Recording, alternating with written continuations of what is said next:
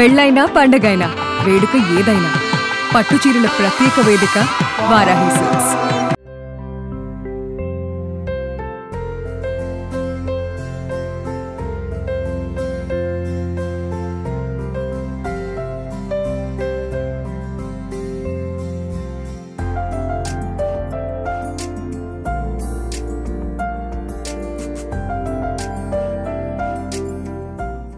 Hi sir. Hi.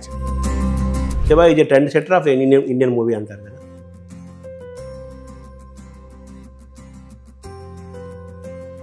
అందుకని Shiva release వచ్చినప్పుడు నేను నాగార్జునకి ఏం చెప్పానంటే, గాడ్ ఫాదర్ అనేది ఒక రకంగా మీ ఇన్ఫ్లుయెన్సింగ్ ఫ్యాక్టర్ అనొచ్చా మీ making of movies? 100%. Godfather లేకపోతే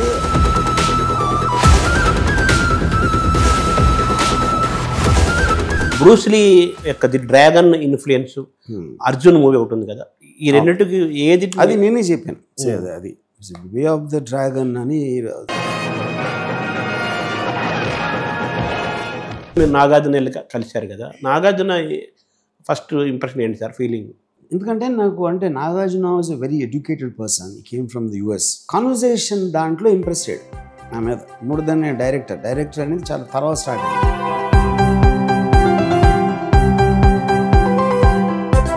మీరు ఆలోచించడమే ఒక కథ పెట్టుకొని దాని చుట్టూ తిప్పడం కాకుండా సీన్లు ఆలోచించాలి. అంటే మన ఏ సీన్స్ ఉండాలి అనేది. ఇప్పుడు క్లైమాక్స్ ఆల్రెడీ మెకనాస్ గోల్డ్లో అమర్ షరీఫ్ గగ్రీపేక్ ఫైట్ ఉండాలి, అది ఫిక్స్ అయ్యాం.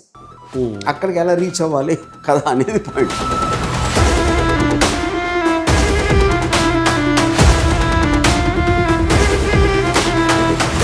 అక్కినేని గారు ఏమన్నారు సార్? యాక్చువల్గా మీకు నమ్మకం కుదిరింది బిగినింగ్లో ఆయనకి? గబుక్కుని రేపు పొద్దున్న నాగేశ్వరరావు గారు నువ్వు అంటే నా పరిస్థితి ఏంటి? పోటని పాఠముంది మేటని ఆట ఉంది దేనికో ఓటు చెప్ప. శివాని టైటిల్ నిర్ణయం ఎవరు? శివ టైటిల్ ఫస్ట్ భవానీ పేరు, అది రఘువరన్ పేరు శివ ఒరిజినల్ స్క్రిప్ట్లో. నేను మాట్లాడుతూ ఉంటే అంటే ఈ షార్ట్స్ మీరు బ్రూస్లీ ఇన్ఫ్లుయెన్స్ తీసినారు కదా, నేను తెలుసు.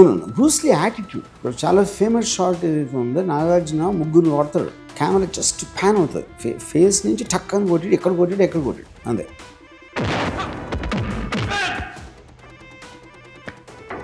అది చాలా మంది షార్ట్ గురించి మాట్లాడతారు. అది ఎందుకంటే దాని ఇంపాక్ట్.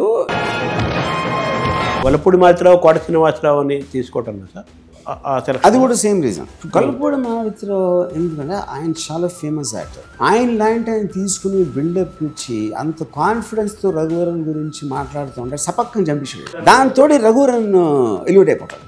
రఘువరన్ని ఎలివేట్ చేయడానికి చేసింది.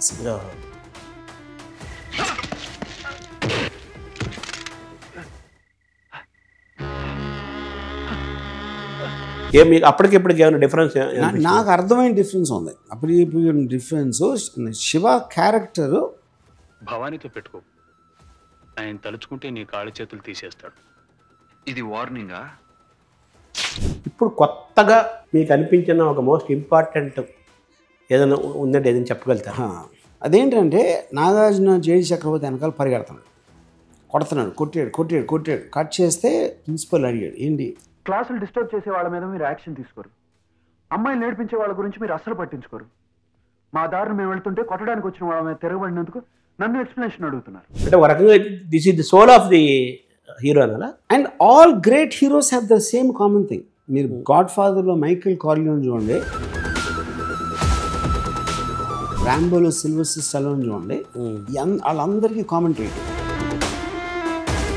సరే, మీ ఫ్రెండ్ ఎవరైనా గొల్ల రవి ఎవరు ఉన్నారు? ఆయన ఏమన్నా శివాకి గొల్ల రవి అని నా ఫ్రెండ్, పెద్ద దాదాపు. సో తనికెళ్ళ భరణి కూడా మీరు, ఆయన కూడా ఫస్ట్ మీకు ఆయనే కదా డైలాగ్ రైటర్, అది ఎలా జరిగింది సార్ ఆయన? బట్ భరణి రాసింది అసలు నాకు ఏమాత్రం నచ్చలేదు. నేను అసలు జస్ట్ ఫస్ట్ 5 లైన్స్ చదివి పక్కన పడేసాను. రఘువరన్ అనుకోలేదా ఫస్ట్? మీరు వేరే ఎవరైనా అనుకున్నారా? ఎలాగా మాట్లాడినప్పుడు నేను చాలా ఇంటెన్స్ యాక్టర్, నేను చేసి చూపించండి రఘువరన్ ఎలా మాట్లాడతాడు అది అంత. 2 లారీలు జనాలు తీసుకెళ్ళి నరికేయండి. శివ శివ శివ శివ శివ శివ ఎవడే శివ? వాడి దేవుడా. అలాగే మురళీమోహను, కోట శ్రీనివాసరావు గారు, కొలపూడి మారుతిరావు, తర్వాత మన సుధాకరు, ఈ కొత్త ఆర్టిస్ట్తో పాటు వీళ్ళని కూడా మీరు ఆ ప్యాకేజీలో పెట్టుకున్నారు కదా, దాంట్లో ఏమన్నా స్ట్రాటజీ ఉందా? అంటే నేను ఇంపార్టెంట్ రోల్స్లో నాగార్జున వార్నింగ్ చేయాలంటే స్టేషన్ ఉండాలి. మోహన్ బాబు గారిని అడుగుదాం, ఇది గణేష్ రోల్కి మోహన్ బాబు గారు వస్తే పడిపోతుంది సినిమా అని. అమలని హీరోయిన్గా తీసుకోవటంలో నాగార్జున ఏముందా మీ ఇదే సార్? బికాస్ ఇప్పుడు అమలా కాలేజ్లో కొంచెం సొఫిస్టికేటెడ్ అమ్మాయి ఉండాలి, కొంచెం మోడర్న్ డ్రెస్లు వేసుకుని అది అని. దాంట్లో సొఫిస్టికేషన్ ఎందుకు ఇంపార్టెంట్ అంటే, నువ్వు వచ్చావా? మీ ఎక్స్పీరియన్స్ విత్ ఇళయరాజా ఏంటి సార్ సింగింగ్ పాటల్లో? చం చజం చం అంతే అయిపోయింది. ఆయన దోశలు పూరీలు వేసి ఇచ్చేవాడు.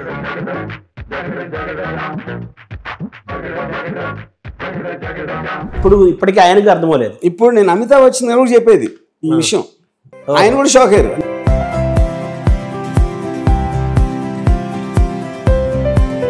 ఇప్పుడు కానీ ఇది చాలా ఇంపార్టెంట్ విషయం మీరు చెప్పింది.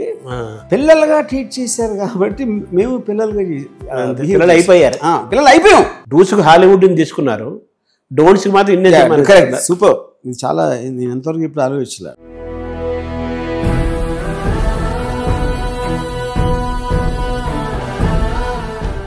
హాయ్, మనం ఈరోజు ఆర్జీవితో ఉన్నాము.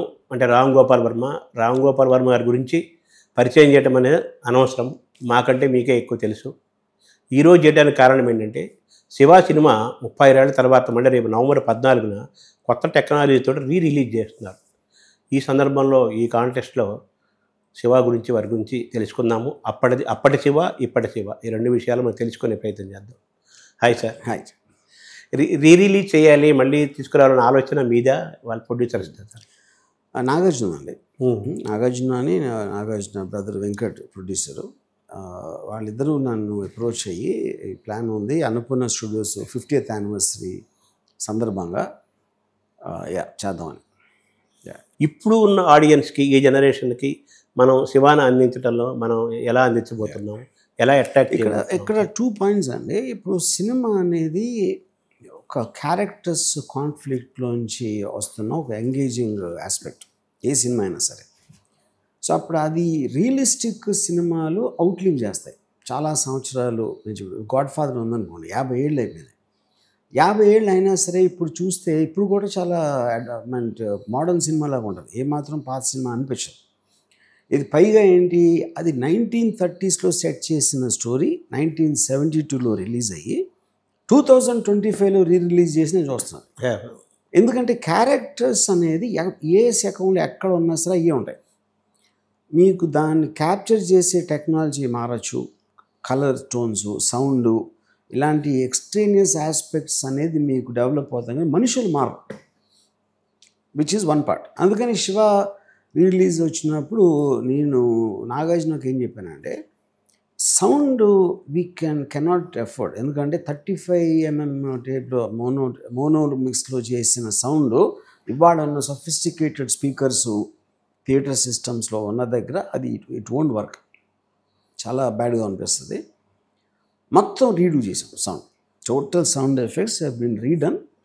అండ్ అప్పుడున్న మ్యూజిక్ స్కోర్స్ కూడా, సాంగ్తో పాటు బీజిఎమ్స్ కూడా ఆర్టిఫిషియల్ ఇంటెలిజెన్స్ యాప్స్ యూజ్ చేసి we segregated the tracks and again remixed in Dolby Atmos. So ఇది ఆల్మోస్ట్ ఈ పర్టిక్యులర్ థింగ్ అంటే రిస్టోరేషన్ వేరు, అది కలర్. ఇంకోటి రీమాస్టరింగ్ అనేది ఉన్న ట్రాక్నే మీరు ప్రాసెసింగ్లో ఏదో కొంచెం బెటర్ చేస్తారు. రీడూ చేసిన మొత్తం సౌండ్ ఫస్ట్ టైం నాకు తెలిసి శివ ఒకటే, ఇప్పుడు కొత్తగా వచ్చే శివ. పాత సౌండ్ ట్రాక్ మొత్తం తీసేసారా? మొత్తం తీసాం. అంటే డాల్బీ అట్మాస్లో వస్తుంది. అంతే కదా. ఈ 4K అది కూడా వచ్చింది కదా టెక్నాలజీ. అంటే 4K is about picture, visual. అది సౌండ్, ఇది విజువల్. అంటే అప్పుడు చూసిన వాళ్ళకి, థియేటర్లో సినిమా చూసిన వాళ్ళకి ఇప్పుడు కొత్త ఫీల్ వస్తుంది కదా ఈ టెక్నాలజీ. 100%. ఎందుకంటే ఇప్పుడు చూసిన వాళ్ళందరూ కూడా లాస్ట్ అంటే ఫస్ట్ వచ్చినప్పుడు మోనో ట్రాక్లో చూసి ఉండొచ్చు. ఇప్పుడు చూసిన అందరూ యూట్యూబ్లోని లేకపోతే శాటిలైట్ టీవీలో, అక్కడ తప్పిస్తే వేరే చోట చూడడానికి అవకాశం లేదు కదా. అవును. మీకు అప్పుడు బిగ్ స్క్రీన్ మీద 4K రెజల్యూషన్లో డాల్బీ అట్మాస్లో చూస్తే ఎక్స్పీరియన్స్ మొత్తం మారిపోతుంది ఫర్ షూర్ వాళ్ళకి. ఈ యంగ్ జనరేషన్, లేటెస్ట్ జనరేషన్స్కేమో ఈ బాహుబలి లేటెస్ట్ సినిమా టెక్నాలజీ వాళ్ళు అలవాటు పడ్డ వాళ్ళకి మనం ఇస్తున్నాం. అంతే కదా. అంటే వెంకట గారిని నేను ఇంటర్వ్యూ చేశాను మన ఈ సినిమా సందర్భంగానే, ఆయన ప్రొడ్యూసర్ కాబట్టి. ఆయన ఏమన్నారంటే, శివ రిలీజు మీద మీ కాన్ఫిడెన్స్ ఏంటి, ఎలా ఉండబోతుందో జస్ట్ ఒక అంచనా అనుకుంటున్నారు అంటే. ఆయన ఏమన్నారంటే, మాయాబజార్ సినిమా బ్లాక్ అండ్ వైట్లో అప్పుడు వచ్చింది కదా, దాని తర్వాత కలర్ చేసి రిలీజ్ చేశారు. చేస్తే జనము స్టాండింగ్ ఓయేషన్ ఇచ్చారు ఆ సినిమాకి. ఒక సినిమాకి స్టాండింగ్ ఓయేషన్ ఇవ్వడం అనేది నేను ఫస్ట్ ఆఫ్ ఇట్స్ కైండ్. నేను కూడా ఫీల్ అయ్యి స్టాండింగ్ ఓయేషన్ నేను కూడా పార్టిసిపేట్ చేశాను. ఈ శివ కూడా అటువంటిది వస్తుందనే కాన్ఫిడెన్స్ నాకు ఉంది అని అన్నారు సార్. దాన్ని మీరు ఎలా చూస్తారు సార్? అంటే అలా అనుకుని ఇంత ఎఫర్ట్ తీసుకుని మళ్ళీ చేయడం జరిగింది.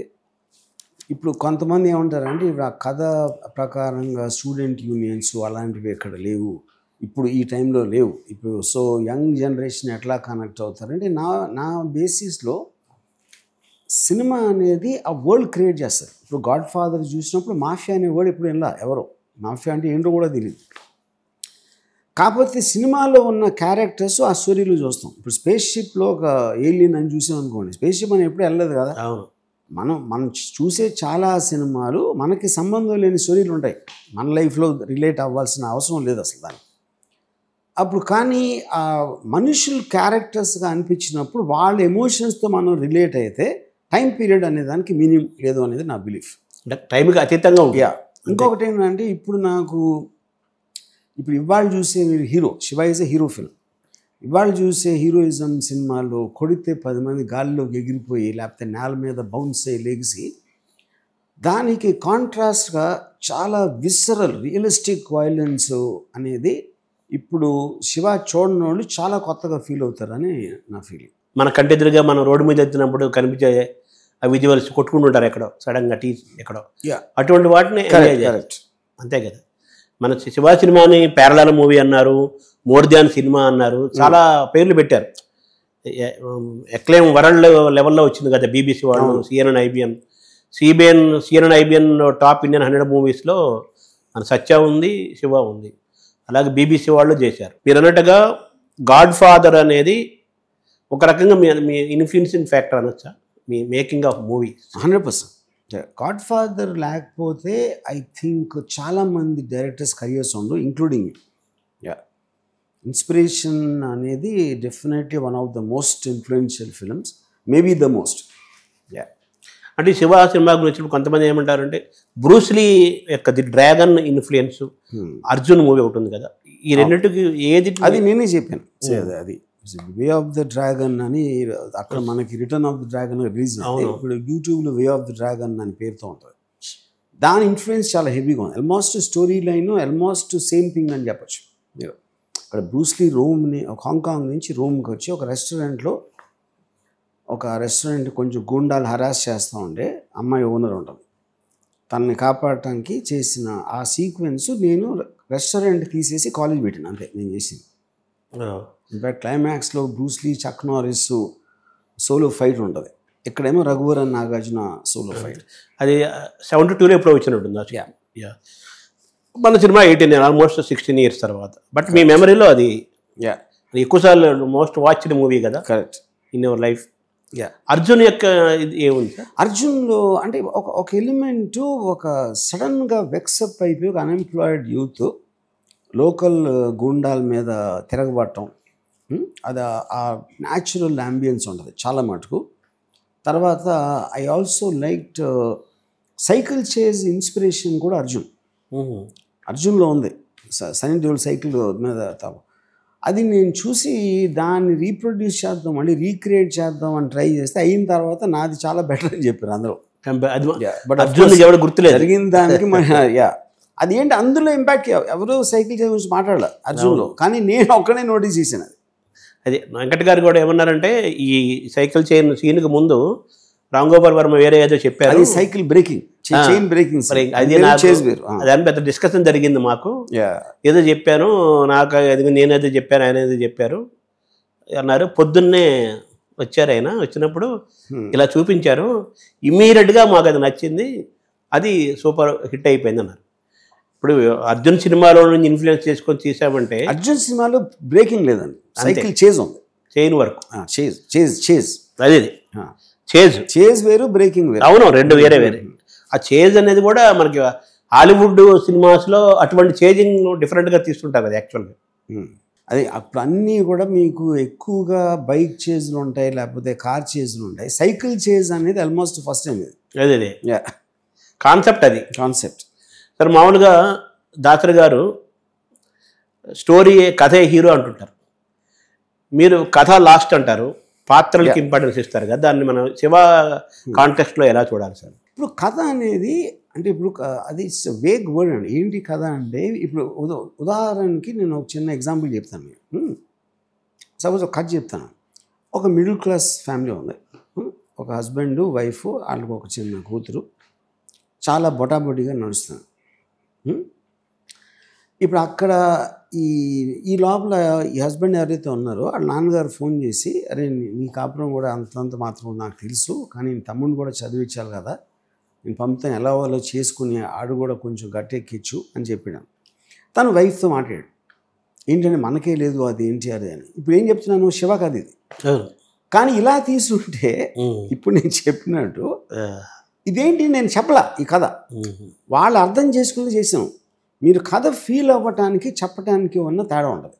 ఇప్పుడు నేనేం చేశాను, ఓపెనింగ్ ఎపిసోడ్ కెమెరా అలా దిగింది, ఎవడెవడో వచ్చాడు, టక కొట్టారు, అంటే టకమని టైటిల్స్ బండి, నాగార్జున వచ్చాడు. అసలు ఓపెనింగ్ ఎపిసోడ్కి మిగతా సినిమాకి సంబంధం ఉండదు. ఆ క్యారెక్టర్స్ ఎందుకు కొట్టారని నేను ఎక్స్ప్లెయిన్ కూడా చేయాల, అసలు వాళ్ళు ఎవరు ఎందుకు కొట్టారు అని యూనో. ఇప్పుడు దాని తర్వాత ఆ క్యారెక్టర్స్ మళ్ళీ కనపడవు, వాళ్ళు చచ్చిపోయినట్టు చూపించలేదు కదా, కొట్టారు అంతే. సో అప్పుడేంటి, మీకు ఒక అడ్రినలిన్ రష్ వస్తుంది. ఓపెనింగ్ సీన్ రాగానే, టైటిల్ మ్యూజిక్ పడగానే ఆల్రెడీ ఆడియన్స్ సినిమాలోకి వెళ్ళిపోయారు యూనో. అప్పుడేంటి, మీకు కథ చెప్పడం అనేది, మీరు సెంటిమెంట్ అని మాట వాడారు, సెంటిమెంట్ పండించాలి ఇది అని. ఇప్పుడు ఫర్ ఎగ్జాంపుల్ నాగార్జున వచ్చి నా మూలంగా మీరు కొట్టుకోవడం, మీరు దెబ్బలాడుకోవడం నాకు నచ్చలేదని ఇంట్లోంచి వెళ్ళిపోతున్నాడు, కట్ చేశాను అంతే.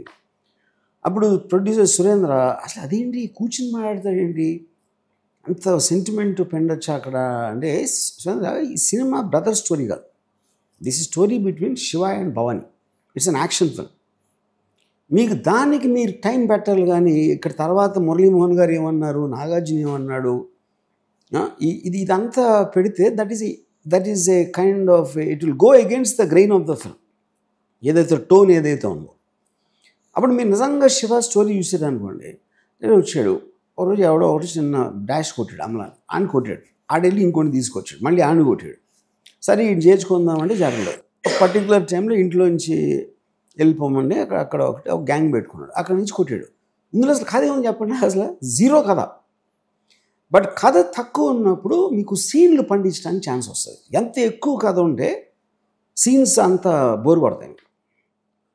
ఎందుకంటే మీరు విలియం ఫ్రైడ్కి నేను అంటే ఎగ్జోసిస్ట్ ఫ్రెంచ్ కనెక్షన్ తీసిన డైరెక్టర్, సినిమా అనేది థ్రిల్ చేయాలి, లేకపోతే నవ్వించాలి, ఏడిపించాలి, భయపెట్టాలి, దానికి మూమెంట్స్ క్రియేట్ చేయాలి. కానీ కథ మీద ఇంపార్టెన్స్ ఎక్కువ ఇచ్చినప్పుడు ఎక్కువ సినిమాలు ఫ్లాప్ అవ్వడానికి ఛాన్స్ ఉంటుందని అది నేను చాలా స్ట్రాంగ్గా నమ్ముతున్నాను.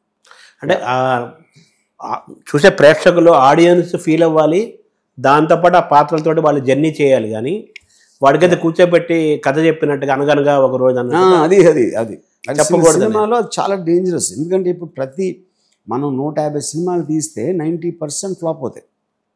ప్రతి ఒక్కళ్ళు కథ మీద చూపెడతారు కదా ఇంట్రెస్ట్. కథ లేకుండా ఎందుకు తీస్తారు ఎవరైనా సినిమా? కథ చాలా బాగుంది అనుకునే మొదలు పెడతారు, ఒక బేస్. ఆ కథ చెప్పిన వలన 90% ఫిల్మ్స్ ఫ్లాప్ అవుతాయని నా థియరీ. అదే ప్రూవెన్. అంటే మీరు ఫస్ట్ టైం సరే మీ ఫాదర్ అన్నప్పుడు వాళ్ళతో అనుబంధం ఉంది, ఆయన ద్వారా పరిచయం అయ్యారు, మా అబ్బాయి సినిమాలు ఇంట్రెస్ట్ ఒకసారి వినండి అని చెప్పారు, మీరు వెంకట్ని కలిశారు. అయితే ఇప్పుడు మీరు మన కథ గురించి మాట్లాడుకున్నాం కదా, కథ అండ్ పాత్రలు అని కాన్సెప్ట్. కథనం, నెరేషన్, స్టోరీ వేరు, నేను చెప్పడం, స్టోరీ టెల్లింగ్ ఇది డిఫరెంట్ ఆర్ట్ కదా. అది మీరు వాళ్ళని ఎలా కన్విన్స్ చేశారు సార్? అది స్టోరీ చెప్పడానికి అంటే అది ఒకే ఒక్క పర్టిక్యులర్ టైంలో కాకుండా ఒక లెంగ్త్ ఆఫ్ టైంలో జరిగింది. అంటే ఫస్ట్ టైం నేను వచ్చినప్పుడు నేను ఒక సీన్లు చెప్పే విధానం మా ఫాదరు రికమెండ్ చేస్తే నాకు వెంకట్ గారితో కూర్చుని సినిమాల గురించి నేను షార్ట్లు చెప్పేసి సీన్లు వెడమర్చి నేరేట్ చేయటం అనేది అంతకుముందు వాళ్ళు ఎప్పుడు చూడలేదు అలా. అంటే దీనికి ముందు నాకు ఒకసారి మా ఫాదర్కి ఒక కెమెరామెన్ ఫ్రెండ్ ఉండేవారు. ఆయన ఎప్పుడు మా ఫాదర్ దగ్గరకు వచ్చి వాళ్ళిద్దరు కూర్చుని మాట్లాడుతూ ఉండేవారు. హర్నాథ్ ఆయన పేరు ఇప్పుడు గుర్తొచ్చింది. ఒకరోజు నేను హర్నాథ్ గారికి మా ఫాదర్ లేనప్పుడు ఒక సీన్ చెప్పాను. రాత్రిలో ఫస్ట్ సీన్ చెప్పాను, బస్సు ఇలా వస్తుంది దిగే అని. ఇప్పుడు తను ఎప్పుడు 20-30 సంవత్సరాల నుంచి ఉన్నారు ఇండస్ట్రీలో ఆ టైంలో హర్నాథ్.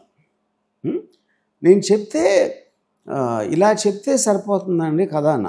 అంటే ఆయన ఇలా చెప్పినప్పుడు నా లైఫ్లో ఇంతవరకు చూడలేదు, 30 ఏళ్ళు చూడలేదు అన్నాడు ఫస్ట్ టైం ఇంత క్లారిటీతో చెప్పటం. సో అది అంటే అంచెలుగా నేను ఒక సీన్ చెప్పి లేకపోతే ఒక ఆడుతున్న సినిమాని కొంచెం అనలైజ్ చేసి దీంతో ఒక మనిషిగా ఇంప్రెషన్ వచ్చింది. ఒక ఫిలిం అనలిస్టు లేకపోతే ఫిలిం ఎక్స్పర్ట్ లాగా వెంకట్కి, సురేంద్రకి, నాగార్జునకి ఒక ఇది వచ్చి దాని తర్వాత నేను I started working on the story. Impression already వచ్చింది కాబట్టి స్టోరీ గురించి అంత పట్టించుకోలేదు. ఇప్పుడు నేను చెప్పాను కదా, ఇప్పుడు మీకు ఇంత సింప్లిస్టిక్ స్టోరీ కదా అసలు. మీ నిజంగా మీరు ప్లాట్ లైన్ లాగా రాస్తే 1 పేజ్ కూడా రాదు. 1 పేజ్ కూడా రాదు. ఏంటి స్టోరీ ఏంటి చెప్పండి అంటే ఒక పారాగ్రాఫ్ అంతే. అయితే మీరు ఆయన హర్నాథ్ గారికి చెప్పినప్పుడు, ఆయన ఒక ప్రేక్షకుడుగా స్పందించినప్పుడు మీరు చెప్పిన విధానం మీద మీకు కాన్ఫిడెన్స్ వచ్చింది కదా ఆయన అలా అనేసరికి? డెఫినెట్గా 100%. నేను చాలా మందికి చెప్తా ఉన్నాను, అందరూ కూడా ఈక్వల్లీ ఇంప్రెస్ అయ్యారు. మీరు ఫస్ట్ ఇంప్రెషన్ అంటాం కదా, ది బెస్ట్ ఇంప్రెషన్ అంటారు కదా, అలా ఫస్ట్ ఇంప్రెషన్ అని కలిగింది వెంకట్ గారికి మీరు ఈ స్టోరీ చెప్పడంలో? యా అంటే ఫస్ట్ నేను అన్నపూర్ణ స్టూడియోస్ వాళ్ళు దేవర్ booking for story for Raghavendra గారితో సినిమా తీయడానికి. అప్పుడు నేను తీసుకెళ్ళి శివ స్టోరీ రాఘవేంద్ర కోసం రాసింది. నన్ను వెంకట్ చెన్నై పిలిపించి చెన్నైలో రాఘవేంద్ర గారు చెప్తే రాఘవేంద్ర గారికి నచ్చలా. అంటే మరీ ఆర్ట్ ఫిల్మ్ నచ్చలేదంటే ఆర్ట్ ఫిల్మ్ లాగా ఉంది, కమర్షియల్ ఫిల్మ్ లాగా లేదు అని చెప్పారు. దాని తర్వాత నేను రాఘవేంద్రరావు గారు అప్పుడు సినిమాలు కలియుగ పాండవులు ఇవి చూసి ఐ రియలైజ్ ఆయన ఎలా చూస్తారు నేను ఎలా చూస్తున్నాను ఉన్న డిఫరెన్స్ అనిపించి అప్పుడు నేను వెంకట్కి నాకు ఎంత టైం అయినా లేట్ అయినా ఏమైనా నేనే చేస్తాను ఈ సినిమా అని చెప్పాను. దాని తర్వాత నేను కొంచెం కలెక్టర్ గారు అబ్బాయి సినిమా, రావు గారి ఇల్లు సినిమా ఇట్లో కొంచెం పనిచేసి దాన్ని మేడ్. అది బిట్లుగా సీన్లు చెబుతున్నారు మీరు. లేకపోతే ఫస్ట్ రాత్రి కోసం కలిసారా మీరు, శివ కోసమే కలిసారా? నేను ఫస్ట్ రాత్రి కోసం కలిసాను కదా. అదే రాత్రి కోసం అనుకున్నాం, అదేమో తర్వాత ఫ్లాప్ అయింది. శివ రాత్రి అనుకున్నాం. రాత్రి సినిమా గురించి మాట్లాడితే వెంకట్ నాగార్జునకి ఏమైనా రాయొచ్చు కదా అన్నారు.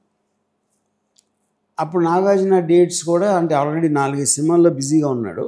ఈ లోపల వెంకట్ ఇంప్రెస్ నాగార్జున బాగా లేట్ అయి ఉంటే ఇది తీద్దాం రే అని అన్నారు. కానీ ఈ లోపల ఏదో సెట్ అయిపోయి నాగార్జున డేట్స్ దొరికేసింది. సో మీరు తర్వాత వెంకట్ ఫస్ట్ ఇంప్రెషనే ఆయనకి ఇంప్రెస్ అయ్యారు, డిఫరెంట్గా ఉంది అనిపించింది ఆయనకి. తర్వాత మీరు నాగార్జున వెళ్ళి కలిశారు కదా, నాగార్జున ఫస్ట్ ఇంప్రెషన్ ఏంటి సార్ ఫీలింగ్?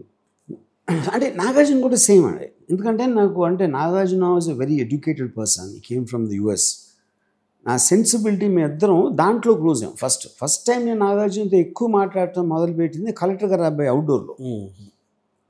అవుట్డోర్లో నేను గాడ్ ఫాదర్ సీన్ చెప్పి అది చెప్పి ఇది చెప్పి ఇలాంటివి చేస్తున్నప్పుడు అంటే ఒక కాన్వర్జేషన్ దాంట్లో ఇంప్రెస్ అయ్యాడు నా మీద. మోర్ దెన్ డైరెక్టర్ అనేది చాలా తర్వాత స్టార్ట్ అయింది అది. అంటే మన తెలుగు సినిమా స్టైలు నిర్మాణానికి కొంచెం డిఫరెంట్గా, భిన్నంగా, ప్యారలల్గా, కొంచెం హాలీవుడ్ ఇన్ఫ్లుయెన్స్, కొంచెం గ్లోబల్ లెవెల్లో ఇతను ఆలోచిస్తున్నాడు. సంథింగ్ అడ్వాన్స్డ్గా, డిఫరెంట్గా, అల్ట్రా మోడర్న్, చాలా డిఫరెంట్గా. మోడర్న్ హాలీవుడ్ అని కాకుండా అంతకుముందు ఎప్పుడు వినని విధంగా చెప్తున్నాడు అని ఫీలింగ్ వచ్చింది నాగార్జున.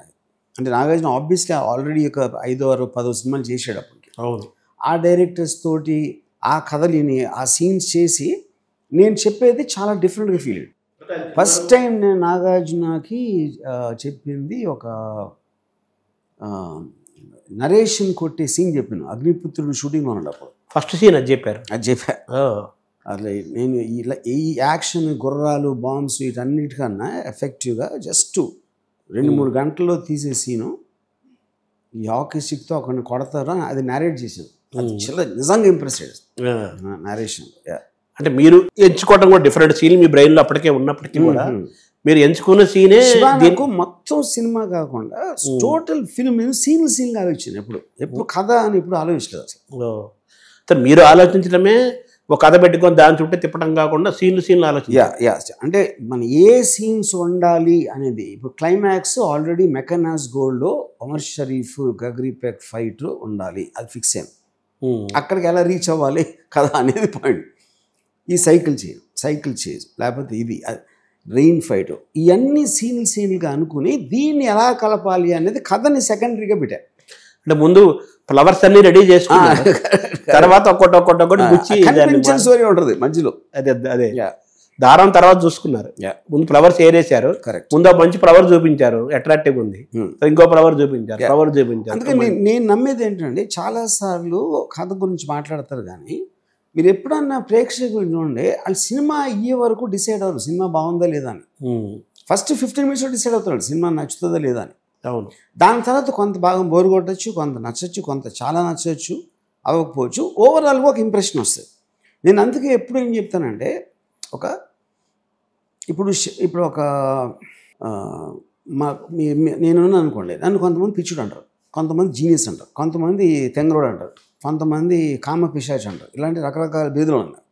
కానీ నేను ఉండేది ఒకటే కదా, వాళ్ళ పర్సెప్షన్లో మారుతాను. సినిమా కూడా అదే అవుతుంది, సినిమా సేమ్ ఉంటుంది, చూసే ప్రతి ప్రేక్షకుడికి అది వేరే విధంగా రెజనేట్ అవుతుంది. అప్పుడు ఏంటి, ఎవరో కూడా మీరు పబ్లిక్ రివ్యూస్ చూడండి, బయటకు వచ్చి ఎవడో కథ గురించి మాట్లాడు, ఆ సెకండ్ హాఫ్ లాగాడండి, ఇది బాగుందండి, అది ఫస్ట్ ఫ్యాంటాస్టిక్ అండి, ఎలివేషన్స్ ఇలా మాట్లాడతారు. కానీ కథ గురించి ఎవరు మాట్లాడరు. మీరు ఎప్పుడైనా ప్రేక్షకులు ఒట్టి క్రిటిక్స్ మాట్లాడతారు. అదే అంటే కథ గురించి మాట్లాడితే మేకింగ్ ఫెయిల్ అయినట్టారా అని అన్నాను నేను.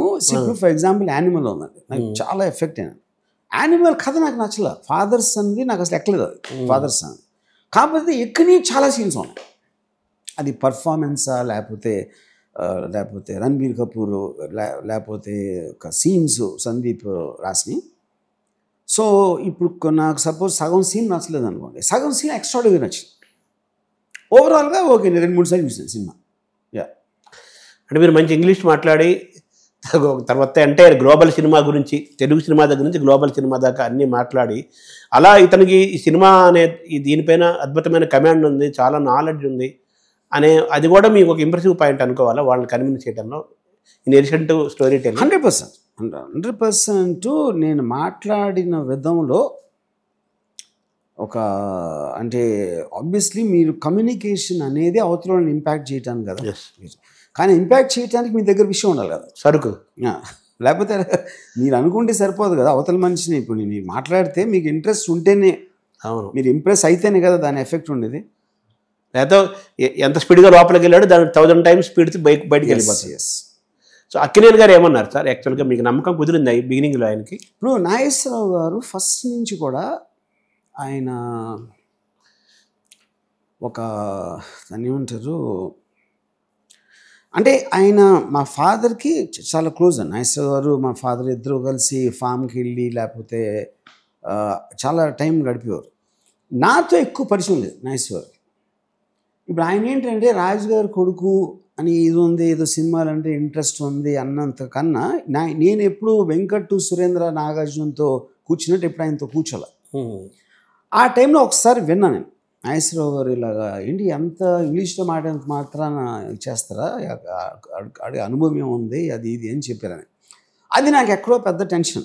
ఎందుకంటే ఆ టైంలో నాగేశ్వరరావు గారు, నాగార్జున ఆల్సో కొన్ని ఫ్లాప్స్ వచ్చినాయి, వెంకట్ చేస్తున్నారు కానీ మరీ హ్యాండ్స్ ఆన్ ప్రొడ్యూసర్ కాదు. గబుక్కుని రేపు పొద్దున్న నాగేశ్వరరావు గారు నువ్వు అంటే నా పరిస్థితి ఏంటి భయం ఉంది అని నాకు ఒక టెన్షన్ ఉండేది. గబుక్కున అదేంటి ఎప్పుడైతే డెసిషన్ తీసుకోవాల్సిన టైం వచ్చిందో ఆయన ఒక్క మాట చెప్తే ప్రాజెక్టు పోతుంది అనే ఫీలింగ్ ఉంది. కానీ నాగేశ్వరరావు గారితో అంటే నేను మాట్లాడేది నాగేశ్వరరావు గారి వేవ్ లెంత్ అయితే నేను నాగార్జున కమ్యూనికేట్ చేసినట్టు చేయలేను.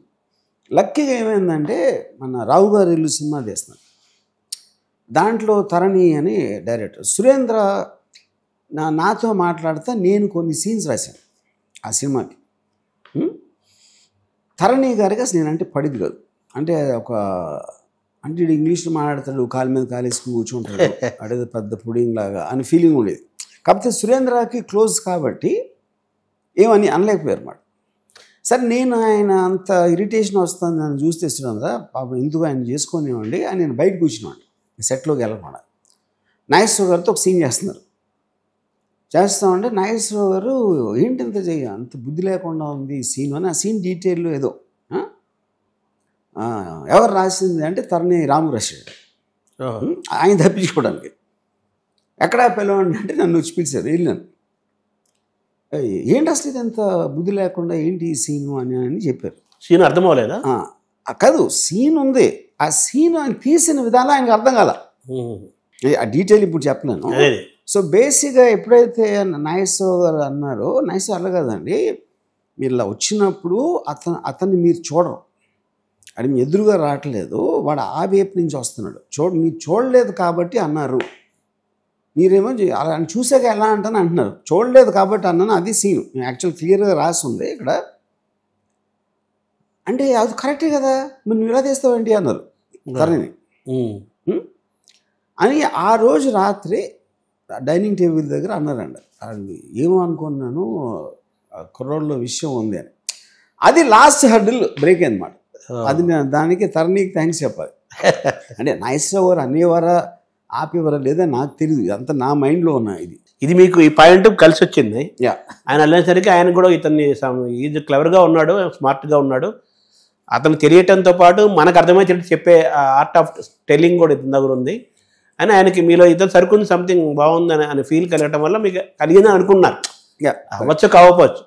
బట్ ఆ టైంకి అన్నపూర్ణ స్టూడియోస్ కొంచెం నష్టాల్లో ఇబ్బందుల్లో ఉన్న టైంలో ఈ శివ తీయటము, శివ సూపర్ డూపర్ హిట్ అవటము, ఫైనాన్షియల్గా బాగా ఫ్లరిష్ అవటము, అది అన్నపూర్ణ స్టూడియోస్ కూడా చాలా ఉపయోగపడిందని వాళ్ళు ఎప్పుడు చెప్తుంటారు, ఇప్పటికీ చెప్తుంటారు. సో అప్పుడు మీకు అప్పటికి మీరు ఆ ఫ్యామిలీతో అనుబంధం ఉన్న ఫ్యామిలీ కదా మీది. సో మీరు ఫైనాన్షియల్ పాయింట్ ఆలోచించలేదా? అన్నపూర్ణ స్టూడియో అంత హ్యాపీగా లేదు కదా, మన మీద వచ్చాము, వాళ్ళు అడిగారు, సినిమా తీస్తున్నాం, రేపు ఎలా ఉంటుందో అని ఆ ఫైనాన్షియల్ యాంగిల్ ఆలోచించాలి. అసలు ఆలోచించలేదు, అబ్సల్యూట్గా నా మైండ్లో కూడా రాలేదు. అంటే పాయింట్ సినిమా తీయాలా వద్దని వాళ్ళ డిసిషన్, నా డిసిషన్ కాదు కదా. నా పాయింట్ ఏంటంటే నేను ఈ స్టోరీ తీస్తాను, ఇలా తీస్తాను అని చెప్పడం ఉంటుంది. అది వర్త్ ఉంటుందా లేదా అని ఒక business organisation, Annapurna institution, they make films. ఆ డెసిషన్ 100% వాళ్ళ దగ్గరే ఉంటుంది కదా. So only when they felt it is worth taking that chance with this అని అన్నప్పుడే చేశారు. దాని కూడా రాత్రి కోసం మీరు చెప్తే నాగార్జున కోసం ఏదైనా చేయొచ్చు కదా అని వెంకట అంటారు కాబట్టి. సో ఎకనామిక్స్ అనేది వాళ్ళ విభాగం. సరే, మీ ఫ్రెండ్ ఎవరైనా గొల్ల రవి ఎవరు ఉన్నారు? ఆయన ఏమైనా శివాకి గొల్ల రవి అని నా ఫ్రెండ్, పెద్ద దాదా రౌడీ, పంజాగుట్ట ఏరియాలో. వాడి యాక్చువల్ క్యారెక్టర్ని చాలా నేను కొన్ని ట్రైట్స్ తీసుకున్నాను. అతని స్టోరీ కదా ఇది. ట్రైట్స్ ఆడు కూడా స్టూడెంటే, వాసవి ఇంజనీరింగ్ కాలేజ్ లగడీ కప్పులు ఉండేది కదా కాలేజ్, దాంట్లో స్టూడెంట్. అతని దగ్గర ఉన్న కొన్ని ట్రైట్స్ తీసుకున్నా. శివ పైన. శివ అని టైటిల్ నిర్ణయం ఎవరు? శివ టైటిల్ ఫస్ట్ భవానీ పేరు, అది రఘువరన్ పేరు శివ ఒరిజినల్ స్క్రిప్ట్లో. నేను మాట్లాడుతూ ఉంటే ఒకరోజు నాగార్జున అడిగాడు, రాము ఆ పేరు చాలా బాగుంది, అది నాకు పెట్టచ్చు కదా అన్నాడు. ఓకే నేను అయిపోయింది.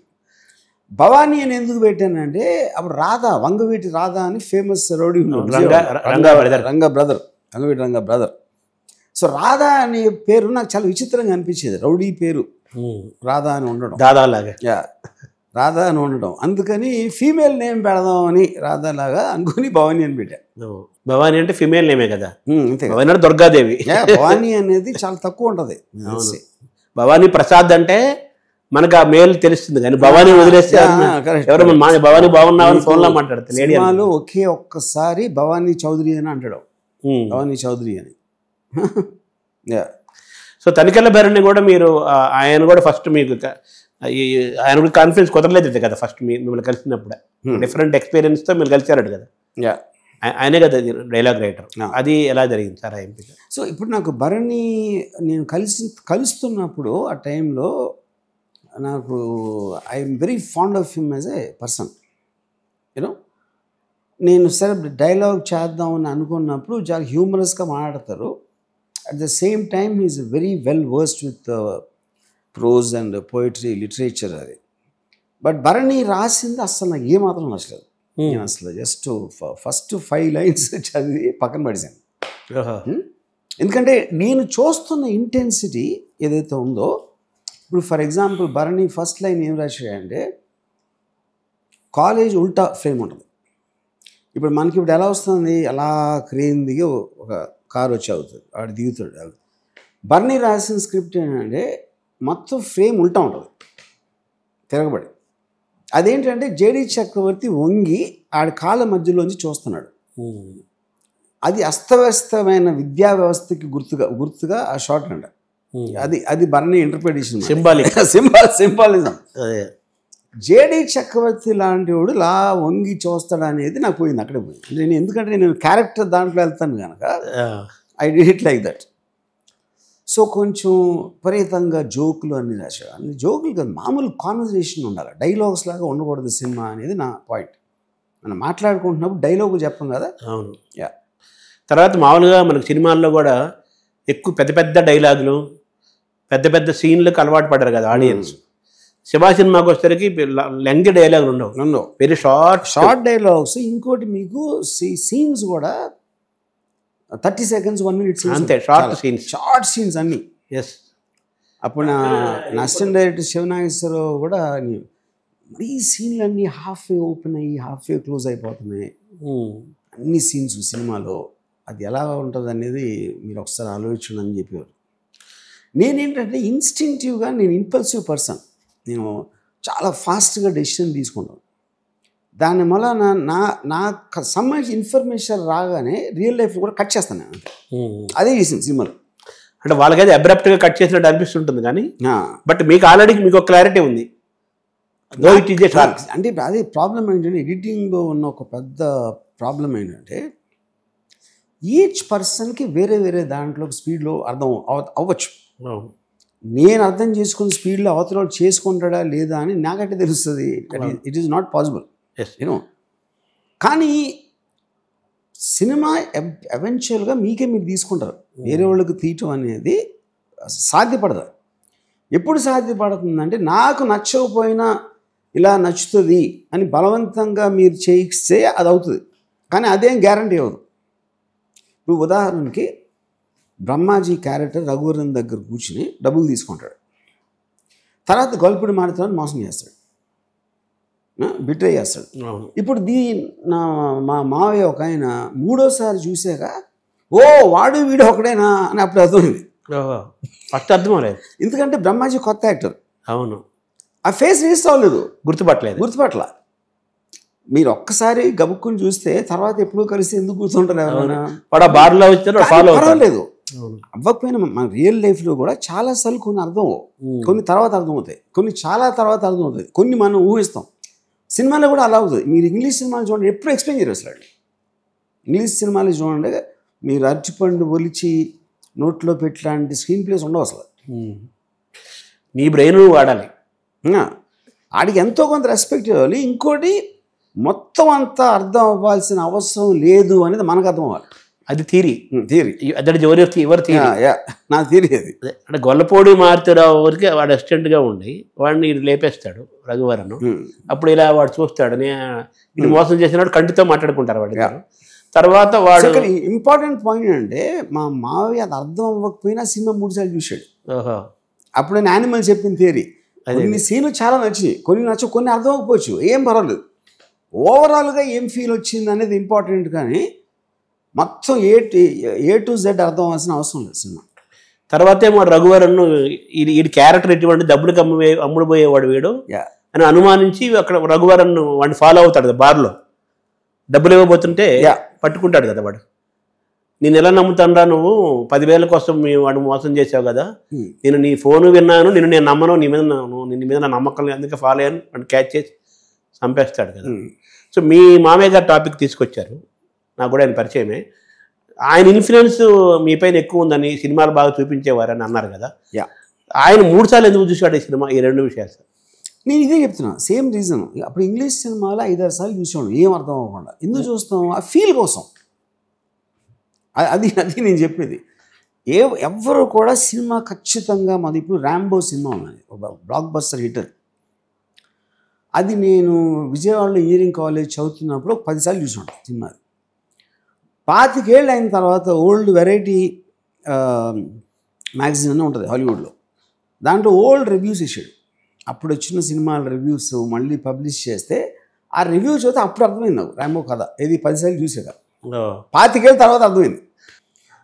అప్పుడు వాళ్ళు తీసింది వియత్నాంలో వారు, ఎవడో POWs ఉన్నారు, వాళ్ళు రష్యన్స్ అక్కడ సపోర్ట్, ఇదంతా కూడా నాకు తెలియదు ఇంజనీరింగ్ కాలేజ్ చూసినప్పుడు. ఈడు హీరో, ఈయన చంపడానికి ట్రై చేస్తున్నా కాబట్టి వాడు విలను, అంతకని ఏం అవసరం లేదు. ఇప్పుడు ఇంకొక అర్థం ఏం చెప్తాను. సందీప్ వంగ నాకు ఫస్ట్ రిలీజ్ అయినప్పుడు 3 సార్లు చూశాను. అప్పుడు తన వయసు ఏంటి 9 ఏళ్ళు. 9 ఏళ్ళ పిల్లడికి శివాయిలో ఏం వస్తాడని మీరు చెప్పగలుగుతారు? అసలు ఎవడన్నా చెప్పగలుగుతాడు? అది 3 సార్లు మేము ఏదో ఫీల్ అయ్యాడు, ఎవడో పరిగెడుతున్నాడు, ఎవడో పడిపోతున్నాడు, ఎవడో కొడుతున్నాడు, ఇలాంటివి చూసి ఇంపాక్ట్ ఫీల్ అయ్యాడు అంతే. ఒక 40 ఏళ్ళలో ఉండే మీ మామయ్య 3 సార్లు చూశారు, ఒక 8 ఏళ్ళ అబ్బాయి 3 సార్లు చూశాడు. అతను ఫీలింగ్స్ వేరు, ఇతను ఫీలింగ్స్ వేరు. అంతే అంతే అంతే. మీరు అడవిరాముడు సినిమా 16 సార్లు ఎన్నిసార్లు చూశారని చెప్పారు. ఇప్పుడు ఒకసారి 16 సార్లు ఎందుకు చూశారంటే డిఫరెంట్ ఫీల్తో చూశారు. అంతే అంతే కదా. ఏమన్నారు సార్ మీ మామయ్య? అప్పుడు మీ ఫస్ట్ మూవీ కదా డైరెక్షన్, ఆయన మిమ్మల్ని సినిమాలో చూపించిన సినిమా జరుగుతున్నంతసేపు వాళ్ళకి ఇంప్రెషన్ లేదండి మా ఇంట్లో ఎవ్వరికి. మా ఫాదర్కి కానీ, మా ఫ్యామిలీలో మా అంకుల్ వీళ్ళెవ్వరికి కూడా ఏం లేదు. ఏదో చేస్తున్నాడు, అసలు డైరెక్టర్ అంటే ఏంటి, ఊరికనే పేరు పెట్టి వాళ్ళు చేస్తారా, అలా ఫీలింగ్ ఉండేది అందరికి, including my wife at that time. But once the film came out, అంటే ఇండివిజువల్ రియాక్షన్స్ అని నాకు గుర్తులేదు కానీ, but the impact of the film was so much in the theatre. వేరే వాళ్ళ రియాక్షన్స్ చూసి పడిపోయారు ఫస్ట్. వీళ్ళ రియాక్షన్స్ ముందు వచ్చినాయా తర్వాత వచ్చినాయా నాకు తెలీదు. అంటే స్క్రీన్ కంటే ఆడియన్స్ చూశాడు ఆయన. కరెక్ట్. అంతే కదా. అంతే కదా. ఒక ఆడియన్స్ నెల్లూరులోనే ఎక్కడో ఒక అతను మామూలు పొద్దునప్పుడు డల్గా ఉందనుకొని తర్వాత ఎటువంటి డల్గా అనలేదు, తను ఏమన్నాడంటే సైలెంట్గా చూస్తున్నారు అన్నాడు, ఏం రియాక్షన్ లేకుండా చూస్తున్నారు. అంటే ఆ టైంలో ఇప్పుడు నాగార్జున హీరో కాబట్టి వాళ్ళు ఏదో డైలాగు చప్పట్లు కొట్టేసి కాగితాలు కాయిన్స్ ఇసిరి ఇలాంటివన్నీ చేస్తూ ఉండేవారు. అందరూ సైలెంట్గా చూస్తున్నారు అని చెప్పాడు. అది మాకు కూడా అర్థం కాల ఏంటో. తర్వాత అదే సాయంత్రం ఫోన్ చేసి సైలెంట్గా చూస్తున్నాను కారణం షాక్లో ఉన్నారు అందరూ, స్టన్ అయిపోయారు అన్నాడు సినిమా చూసి. అందుకని ఎవడు అసలు మాట్లాడట్లేదు అసలు అని. That is the best certificate అనొచ్చు కదా. 100%. మరి ఇప్పుడు ఆల్ఫ్రెడ్ హిచ్కాక్ ఏమన్నాడంటే, నాకు ఆడియన్స్ని 2 గంటలు ఒక స్క్రీన్ మీద చూడటానికి చాలా పెద్ద విషయం అది, తల తిప్పకుండా చూపెట్టడం అంటే. అందుకని నాకు బోరు కొడుతుందేమో అన్నది పెద్ద భయం ఆడియన్స్కి. అది ఉంది, వాళ్ళని గ్రిప్లో పెట్టాలి, లాగా ఉండాలి అట్లీస్ట్ ఇంటెన్షన్ లెవెల్లో సినిమా అనేది. అది వాళ్ళ రియాక్షన్ బట్టి అది అచీవ్ చేసింది. చాలా మామూలుగా మీకు మీ పైన ఇంగ్లీష్ మూవీస్, హాలీవుడ్ మూవీస్ యొక్క ఇన్ఫ్లుయెన్స్, మీ ప్రయాణం ఎక్కువ కదా. ఆ ఇంగ్లీష్ సినిమాలన్నీ కూడా డ్యూరేషన్ తక్కువ ఉంటాయి. ఇదేం శివ 2.5 గంట ఉంది కదా, దాన్ని మేకింగ్లో మీరు అలా ఆలోచించారు కదా. అంటే అది 2.5 గంటలు స్టాండర్డ్ అండి అసలు ఆ టైంలో. అన్ని సినిమాలు 2 గంటల తక్కువ వెళ్ళకూడదు. ఇప్పుడు మెకనాస్ గోల్డ్ ఉంది, that is 2 hours 30 minutes film. చాలా సినిమా అంటే మనం చెప్పిన దాంట్లో ల్యాగ్ ఉంటుంది, కానీ మీకు ల్యాగ్ ఉంది అంటే ఫస్ట్ 10 నిమిషాలే బోర్ పడుతుంది. ఇంట్రెస్ట్ ఉందంటే మీరు బింజ్ వాచ్ చేస్తారు కదా. నార్కోస్ కంటిన్యూస్గా చూసిన నాకు చాలామంది తెలుసు, 2 days పాటు చూసినాడు. అంటే మీరు అసలు ఫస్ట్ సీనే మోస్ట్ డ్రామాటిక్గా షార్ట్ డివిజన్ కానీ, లేకపోతే ఏం జరుగుతుందో ఏం అర్థం కాకుండా చేయటం కానీ, అదే కదా నడిపింది. ఫస్ట్ 10 నిమిషాలు బోరు కొట్టినా, కొన్ని చాలా సినిమాలు బోరు కొట్టినా ఎక్కువ ఉంటాయి అర్థం కాకుండా. ఇక్కడ అర్థం కాకపోయినా కానీ ఏదో సస్పెన్స్ కలుగుతుంది కదా. అదే మొత్తం డ్రైవ్ చేసిన సినిమా, డ్రైవ్ చేసిన ఫ్యాక్టర్ అనుకోవచ్చు కదా.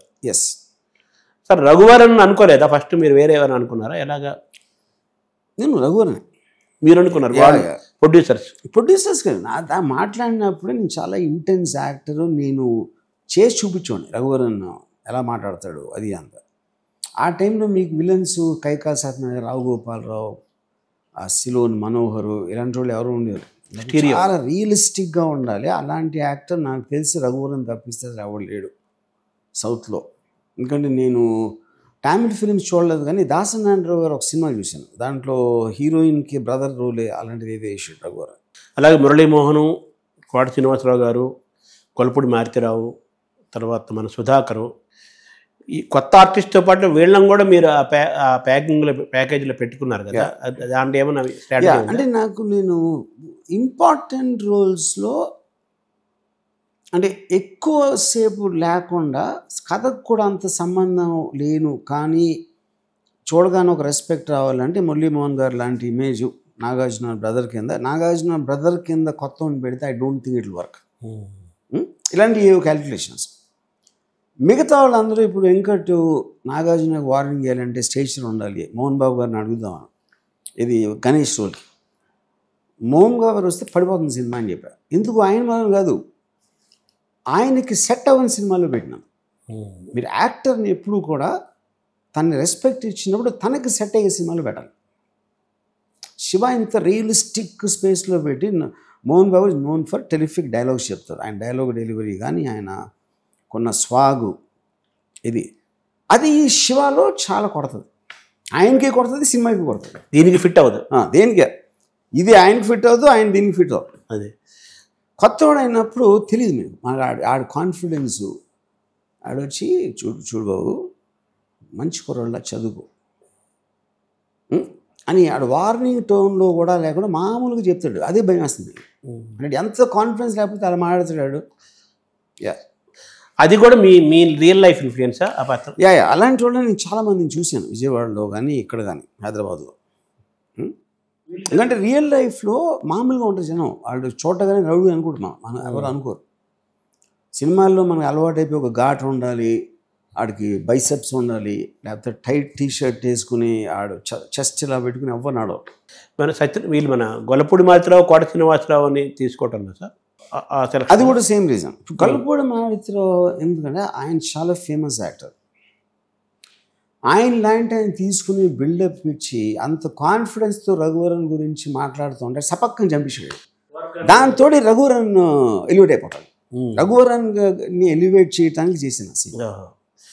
లేకపోతే భవానీ క్యారెక్టర్ మీరు ఏం చేయట్లేదు కదా, మిగతా సినిమా అంతా మీకు మ్యాక్సిమం క్లైమాక్స్ ఫైట్ తప్పిస్తే రఘువరన్ సినిమాలు ఏమీ చేయాలి. అప్పుడు రఘువరన్ మీద ఇంప్రెషన్ క్రియేట్ చేయాలంటే అతను ఏదో ఒకటి చేయాలి. అప్పుడేంటి అతను ఏం మాట్లాడినారు, వీడు గబుక్కుని గొల్లపూడి మాత్రం చేసినట్టు శివాని కూడా చేస్తాడు అనే భయం మీకు రావాలంటే ఏదో ఒక విజువల్ చూపించాలి. అది నేను చేసిన. అంత వారు కాన్ఫిడెన్స్ పనికిరాదని చెప్పేసి ఆడిని చంపేందుకు అంటాడు, డైలాగ్ అంటాడు. కరెక్ట్. అంత వారు కాన్ఫిడెన్స్ పనికిరాదు అంటాడు. అలాగే వాడు కోట శ్రీనివాసరావు వాడు ఇంట్లో చంపినప్పుడు కూడా వాడు హై హ్యాండెడ్గా మాట్లాడతాడు కోట శ్రీనివాసరావు. తర్వాత వాడిని చంపేసేస్తాడు. కరెక్ట్. సో అట్లా ఫస్ట్ ఇంప్రెషన్ ఒక పాత్రను పరిచయం చేసినప్పుడు ఆడియన్స్కి ఫస్ట్ ఇంప్రెషనే చాలా హై లెవెల్లో హై ఇదిలో ఫ్రీక్వెన్సీలో పరిచయం చేయాలనే ఉద్దేశంతోనే గొల్లపూడి మారుతిరావుని ఎంపిక చేసుకోవటం జరిగింది. కరెక్ట్. ఇళయరాజా అని ఎలా అనుకున్నారు సార్ మీరు? ఇప్పుడు ఇళయరాజా అంటే నాకు చాలా విపరీతమైన పిచ్చాను. కాలేజ్ టైం నుంచి ఆల్మోస్ట్ ఇళయరాజా గారిని ఎప్పుడు నేను డిస్కవర్ చేశానంటే ఇంజనీరింగ్ కాలేజీలో ఉన్నప్పుడు నాకు ఒక తమిళ్ ఫ్రెండ్ ఉండేవాడు. తమిళ్ పాటలు వినిపించాడు ఇళయరాజా. ఫస్ట్ టైం నేను ఇళయరాజా పేరు విన్నది కానీ పాటలు విన్నది కానీ నా కాలేజ్లో ఆ ఖాతానని నా ఫ్రెండ్ వాడి దగ్గర క్యాసెట్లు ఉండేమాట. నేను చచ్చిపోయాను మ్యూజిక్ వినడానికి. తర్వాత అఫ్కోర్స్ అన్వేషణ, ఆలాపన, మన పెద్దవంశీ గారి సినిమాలు అన్నీ చూసి నేను అప్పుడు చక్రవర్తి గారు రెగ్యులర్ అనుపూర్ణ స్టూడియో. నేను చక్రవర్తి గారు అర్థం కూడా అవ్వదు వెంకట్ ఈ cinema, I won't know how to do music, అది నేను రాసేస్తాను మీకు, ఇళయరాజా తప్పిస్తే ఎవరు చేయలేదు ఈ సినిమాని అని. అప్పుడు ఇంకా నేను అంటే ఆల్రెడీ నన్ను డిసైడ్ చేశారు కాబట్టి నన్ను బ్యాక్ చేయాలని నేను వెళ్ళి కలిసి అది చేసాం. అంటే ఇళయరాజాని మీరు ఎంపిక చేసుకోవడంలో ఆయన మ్యూజిక్ నచ్చా, లేకపోతే ఆయన బ్యాక్గ్రౌండ్ స్కోర్ బాగా ఇస్తాడని? అంటే ఆల్రెడీ మ్యూజిక్ నాకు చాలా ఇష్టం, బ్యాక్గ్రౌండ్ స్కోర్ కూడా. For example Erra Gulabilu, tick tick tick, Mounaragam, Maniratnam గారి సినిమా, ఇది చాలా సినిమాల్లో I saw the effect of his background score very very different compare to anybody else. అంటే ఇళయరాజా సెలక్షన్లో మీరు మ్యూజిక్ అండ్ బ్యాక్గ్రౌండ్ స్కోర్ అనుకున్నారా, బ్యాక్గ్రౌండ్ స్కోర్ మెయిన్గా అనుకున్నారా సార్? ఆయన సెలెక్ట్ తీసుకోవటంలో? 2. కానీ నా ఉద్దేశంలో సాంగ్స్ అంత గ్రేట్ సాంగ్స్ కాదని నా ఫీలింగ్. బాటనీ పాట అండ్ ద మెలోడీ ఆఫ్ సరసాలు తప్పిస్తే ఇళయరాజా గారి బ్లాక్ బస్టర్ హిట్స్లో I don't think Anando Brahma ఎన్నియలో ఫిట్ ఇన్. కాకపోతే సినిమా సూపర్ హిట్ అయిపోయింది కాబట్టి కొట్టుకుపోయింది. అంటే ఆ జనరేషన్కి ఆ ట్రెండ్కి ఈ బాటనీ అనేది ఒక ట్రెండ్ సృష్టించింది. బాటనీ పాట ఫిట్ అయింది సినిమాలో, క్యారెక్టర్స్ పాడతారు కాబట్టి. అవును, కంపారిటివ్గా మీరు అనేది కరెక్టే. ఇప్పుడు మన హాంటింగ్ మెలడీస్ అంటాం. ఇప్పుడు సన్ను సినిమా పాటలు చాలామందికి గుర్తుంటాయి. కరెక్ట్. ఇది వచ్చేసరికి బాటనీ ఇది ఒకటే గుర్తుంటుంది. అవును. సరే ఆనంద బ్రహ్మ తర్వాత ఇవన్నీ విన్నవాళ్ళకి గుర్తుంటుంది కానీ బట్ బాటనీ పాట శివ అనగానే ఈ పాటే మోస్ట్ మెమరబుల్ కదా, మెమరీలో ఉన్నది. తర్వాత సౌండ్ కూడా మీరు వేరే ఆయన తీసుకున్నారు కదా. సౌండ్కి నేను దీపన్ చటర్జీ అని అప్పుడు ఫైట్లన్నీ డిషుమ్ అనే చెప్పులు ఉండి, అది నేను అభవన్నన్ అని సింధురూపు అనే సినిమా తీశారు తమిళ్లో. దాంట్లో చాలా కొత్తగా ఉన్నాయి సౌండ్స్, అవి రియలిస్టిక్గా ఉన్నాయి. అది ఆయన్ని పట్టుకొని ఆయన నుంచి దీపన్కి వెళ్ళి, దీపన్ ఏమో మంగేష్ దేశాయ్ అనే ఒక ఇంజనీరు దగ్గర అసిస్టెంట్ మాట.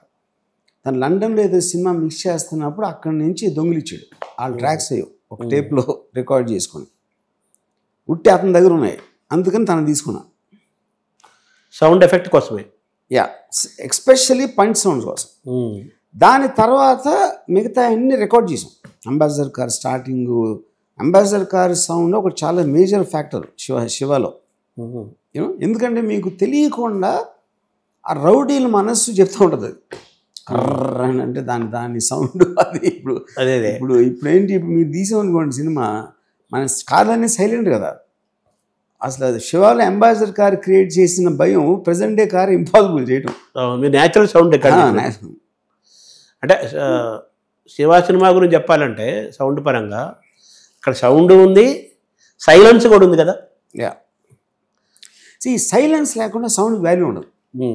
సౌండ్ బై డెఫినేషనే నిశ్శబ్దంగా ఉన్నప్పుడు వస్తేనే సౌండ్ అవుతుంది. కంటిన్యూస్గా సౌండ్ ఉండే సౌండ్ ఎట్లా అవుతుంది? అవును. అంటే from sound to silence, from silence to sound, ఆ 2 ప్రయాణాలు జరిగాయి అందులో. రఘువరన్ ఎంటర్ అయినప్పటి నుంచి ఆ డమరకం టెంపో మారిపోయింది కదా. అది కూడా మన స్ట్రాటజీలో భాగమేనా సార్? అది మ్యూజిక్ పరంగా అండి కంప్లీట్గా ఇళయరాజా గారి. నాది చాలా చాలా తక్కువ. అంటే ఇప్పుడు అప్పుడప్పుడు చిన్న సజెషన్ అని చేశాను, కానీ నేను షాక్ అయిపోయాను అసలు ఆయన చేసిన, అంటే ఆయన ఇంటర్ప్రిటేషన్ ఆఫ్ మ్యూజిక్ అనేది. ఆయన ఫస్ట్ సినిమా చూపించిన రోజు నేను బయటకు వచ్చి, సినిమా చూపించిన బయటకు వచ్చి సౌండ్ ట్రాక్తో చూపించాను, సౌండ్ ఎఫెక్ట్స్ తోటి. మ్యూజిక్ చాలా తక్కువ చేద్దాం రాము అన్నారు. అదేంటి సార్ అంటే, ఇప్పుడు లొడలొడ మాట్లాడితే ఎవరు ఎన్నరో, నువ్వు ఆల్రెడీ నీ సౌండ్తో మాట్లాడుతున్నావు, టేకింగ్తో మాట్లాడుతున్నావు, సీన్స్తో మాట్లాడుతున్నావు. నేను కూడా అన్ని చోట్ల ఉంటే అది ఎవరిది ఎవరు ఎన్నరు, వాటి వాల్యూ వాటికి ఇద్దాం. అప్పుడప్పుడు నేను అవసరం వచ్చినప్పుడు నేను వస్తాను మ్యూజిక్తో, నా మ్యూజిక్తో అని చెప్పారు. పర్ఫెక్ట్గా చాలా శివ చాలా సినిమా చాలా సైలెంట్గా ఉంటుంది. అదే అంటున్నా సార్, శివ సినిమాలో silence makes the sound. Correct, అంతే కదా. అదే కంప్లీట్ ఆయన ఆలోచన. 100%. మీరేమి ఇక్కడ దా సైలెంట్ సౌండ్ నేను తక్కువ చేయాలి అని నేను చెప్పలేండి. ఎలాంటి మ్యూజిక్ చేయాలని కూడా చెప్పలే, ఏం చెప్పలేదు. అంటే బ్యాక్గ్రౌండ్ స్కోర్లో మీరేమి ఇన్వాల్వ్ అవ్వలేదు? నో. ఎందుకంటే నాకు ఆయన మీద ఉన్న ఎనారమస్ రెస్పెక్ట్ ఒకటి. ఆల్రెడీ ఆయన చేశారు, అది ఫస్ట్ టైం చేయట్లా. అవును, టిక్ టిక్ అవన్నీ ఉన్నాయి కదా, ఎర్ర గులాబీ అన్ని సినిమాలు. సో ఈ సినిమా సక్సెస్లో ఎవరెవరిని మనం ప్రధానంగా తలుచుకోవాలి సార్ మీ ఆస్పెక్ట్లో? ఐ ఫీల్ అంటే that's a very difficult thing అండి. ఇప్పుడు ఫర్ ఎగ్జాంపుల్ నేను ఇప్పుడు నాగార్జున వాళ్ళు నా క్రెడిట్ ఇవ్వచ్చు, రాము ఇలా తీసాడు అలా తీసాడని. కానీ ఇక్కడ మెయిన్ పాయింట్ ఏంటంటే, నేను మీతో మాట్లాడితే మీకు వినే కెపాసిటీ ఉండాలి కదా. అంటే ఒక ఎక్స్ట్రీమ్ ఎగ్జాంపుల్ ఏంటంటే, నేను కుక్కతో మాట్లాడుతున్నాను అనుకోండి, కుక్కకి అర్థం అవుతుంది. కుక్క అనేది ఎక్స్ట్రీమ్ ఎగ్జాంపుల్ నేను చెప్తున్నా. అది ఎగ్జాంపుల్. చాలా మీకు వేరే మైండ్ సెట్ ఉంది. సినిమా అంటే ఇలా ఉండాలి, మన జనాలకి ఇదే కావాలి. ఫర్ ఎగ్జాంపుల్ మా ఓన్ ఫాదర్ ఉన్నా కూడా నన్ను ఇలా తినిచూరు కదా, ఎందుకంటే మా ఫాదర్ ఉద్దేశంలో ఆడియన్స్ వేరు, అందుకని ఆయన ఫ్లాప్ అవుతుందని చెప్పారు. సో నేను చెప్పిన ప్రతి దానికి బ్యాక్ చేసి అది అర్థం చేసుకుని నాకు సపోర్ట్ ఇవ్వటం అనేది నాగార్జున చేయకపోతే ఇంపాసిబుల్ ఈ సినిమా చేయడం. ఇప్పుడు నాగార్జున ఈ మధ్యన ఒక ఇంటర్వ్యూలు చెప్తున్నాడు, నాకు చాలా డౌట్లు ఉండి ఏంటి సైకిల్ చైన్ బ్రేకింగ్ సీన్ ఏంటి అలా ఉంది, లేకపోతే ఇది అని నాకు ఉంది. కానీ నేను ఫస్టే నేను ప్రామిస్ చేసుకున్నా, రాము ఏం చెప్పినా చేసేవాడిని, గుడ్డిగా చేసేయాలి అని అనుకుని నేను ఎప్పుడు నా డౌట్స్ కూడా చెప్పలేదని చెప్పాడు. పూర్తిగా మీకు కంప్లీట్ వదిలేసాను. దాంట్లో ఏమన్నాడంటే ఓపెనింగ్ ఎపిసోడ్ నేను లేకుండా ఎవరెవరి మీద ఒక యాక్షన్ సీన్ తీసేసి నన్నేమో బుక్ పట్టుకుని నడిచి అయిపోయింది అన్నాడు ఇంట్రడక్షన్. అలాంటిది ఎప్పుడు వినలేదు, ఎవరు చూడలేదు. అదే నువ్వు హీరోగా రాకూడదు, నువ్వు హీరో అవ్వాలి అని చెప్పా నాగార్జున. హీరోగా వస్తే ఏంటి, మీరు స్లో మోషన్లో వచ్చాడు అనుకోండి, బండ మ్యూజిక్లు పెట్టుకుని అది చేస్తారు ఇప్పుడు అందరూ. అవును, ఓ పెద్ద సీన్ క్రియేట్ యాక్షన్ ఫిల్మ్ అని ఫస్ట్ ఓపెనింగ్ ఎపిసోడ్తో సెట్ అయింది. ఆ సెట్ అయిన తర్వాత దాంట్లో హీరో ఫస్ట్ ఎప్పుడు కొడతాడు అనే దానికి వెయిట్ చేయడానికి బిల్డప్ చేసాం.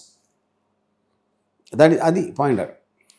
కానీ అది ఇప్పుడు చూశారు కాబట్టి ఎఫెక్టివ్గా ఉంది కాబట్టి. కానీ ఆ రోజు నాకు ఇంకా తీయక ముందు ఎలా ఉంటుందో తెలియక ముందు చాలా డేంజరస్ రిస్క్ కదా అది. డెఫినెట్గా రిస్క్. అంటే ఆ హీరో శివ పాత్రలో మిమ్మల్ని ఊహించుకున్నారా మీరేమన్నా? Not really. అది నేను అంటే ఇందాక చెప్పినట్టు నాకు బ్రూస్లీ ఎలిమెంటు ఇలాంటివన్నీ చూశాను. అది నేను ఐ వాజ్ వెరీ సైకలాజికల్. నేను ఎప్పుడు యాక్షన్లో ఎప్పుడు నేను పాల్గొనలేదు. నేను మ్యానిపులేట్ చేసి అలాంటివి చేసేవాడిని, కానీ అది వేరే చేయలేదు.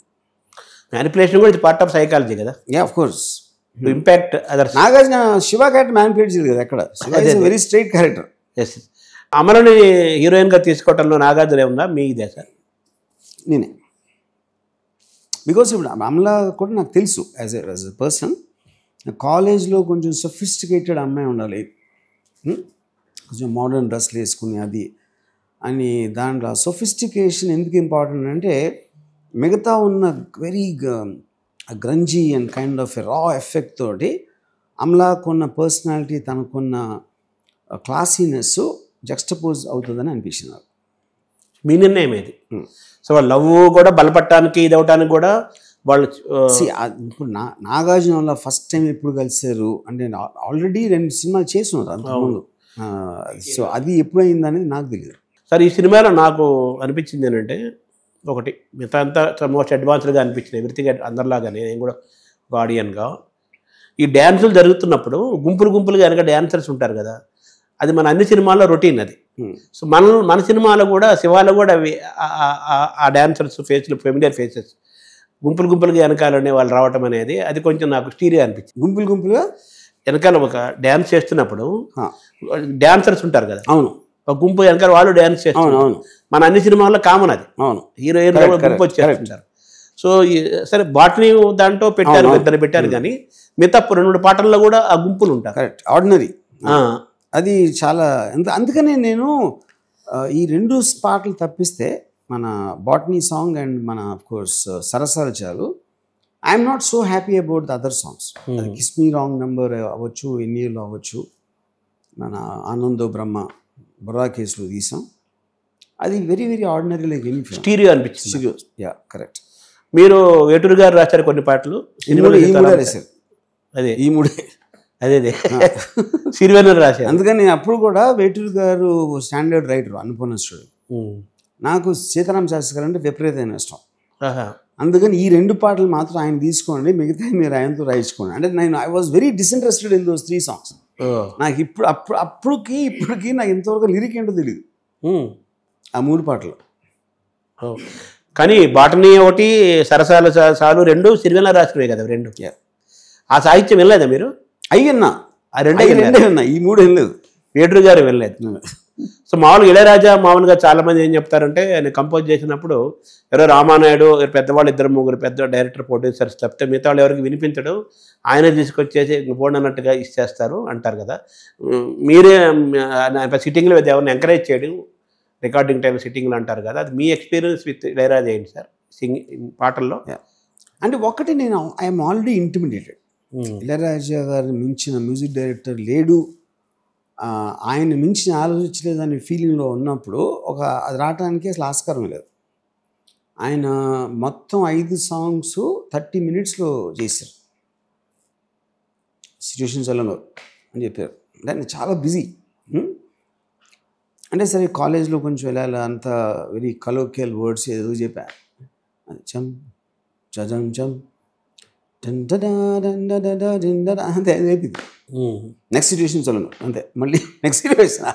ఆయన దోశలు పూరీలు వేసి ఇచ్చారు. అంటే దోశలే దోశ అంటే పచ్చడి అంతే. ఆయన ఇచ్చిందే భోజనం అంతే.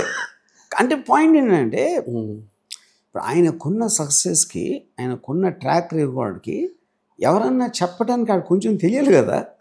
అడిగేలే ఇంకొంచెం ఏదైనా ఇవ్వండి కొంతమంది అనొచ్చు, లేకపోతే అలాంటి సాంగ్ ఇవ్వనొచ్చు, ఏదో ఆల్రెడీ ఇంకో మ్యూజిక్ ఎగ్జాంపుల్ అయింది, లేకపోతే హిందీ సాంగ్ ఏదో అలాంటి ఆయనకి నచ్చదు. నువ్వు నా దగ్గరకు వచ్చింది నా మ్యూజిక్ కోసం, నువ్వేంటి మళ్ళీ వాళ్ళది ఎందుకు చెప్తావు ఇక్కడ? సో అలాంటి వాళ్ళు చాలామంది చూశారు కాబట్టి అప్పుడప్పుడు చిరాకు పడి ఉండొచ్చు, అది హైలీ పాసిబుల్. సరే, ఈ సినిమా సక్సెస్లో మనం ఇందాక అనుకున్నట్టుగా ఎవరికి అందరి పాత్ర ఉందంటారా? సరే, సినిమా సక్సెస్లో అందరి పాత్ర ఉంటుంది, సినిమా ఫెయిల్యూర్లో ఉట్టి దర్శకుడి పాత్ర ఉంటుంది.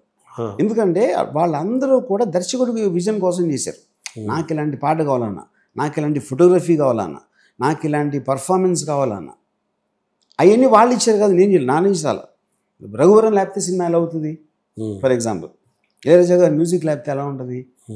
సౌండ్ బ్యాక్గ్రౌండ్ అలా నాగార్జున నమ్మకం లేకపోతే ఎలా ఉంటుంది? అందరి కంట్రిబ్యూషన్ ఉంది. కానీ నా విజన్కి ఇచ్చారు, ఫ్లాప్ అయి ఉంటే నా విజన్ ఫ్లాప్ అయ్యి. అందుకని నేను చాలాసార్లు చెప్పేది, సక్సెస్ అందరికీ చెందుతుంది, ఫెయిల్యూర్ ఉంటే డైరెక్ట్గా చెందుతుంది. కెప్టెన్. తర్వాత మీరు ఆ సాయి చంద్ కొట్టిస్తారు నిర్మలాతోటి, పోలీసు డ్రెస్లో ఉంటాడు కదా, అది కొంచెం ఇప్పుడు దాని గురించి ఎవరు ఇప్పుడు మాట్లాడలేదు ఎక్కువ ఎవరు కూడా. అది కొంచెం ఒక సెన్సిటివ్ సబ్జెక్ట్ కాదంటారు. ఏంటిది? సాయి చంద్ సిఐ పాత్రలో ఉంటాడు. అవును, సుధాకర్ చచ్చిపోతాడు, రోహిణి మన నిర్మల కొడుతుంది ఆయన. అదే పాయింట్ కదా. అది నేను యాక్చువల్గా జాస్ సినిమాలో కాపీ కొట్టాను.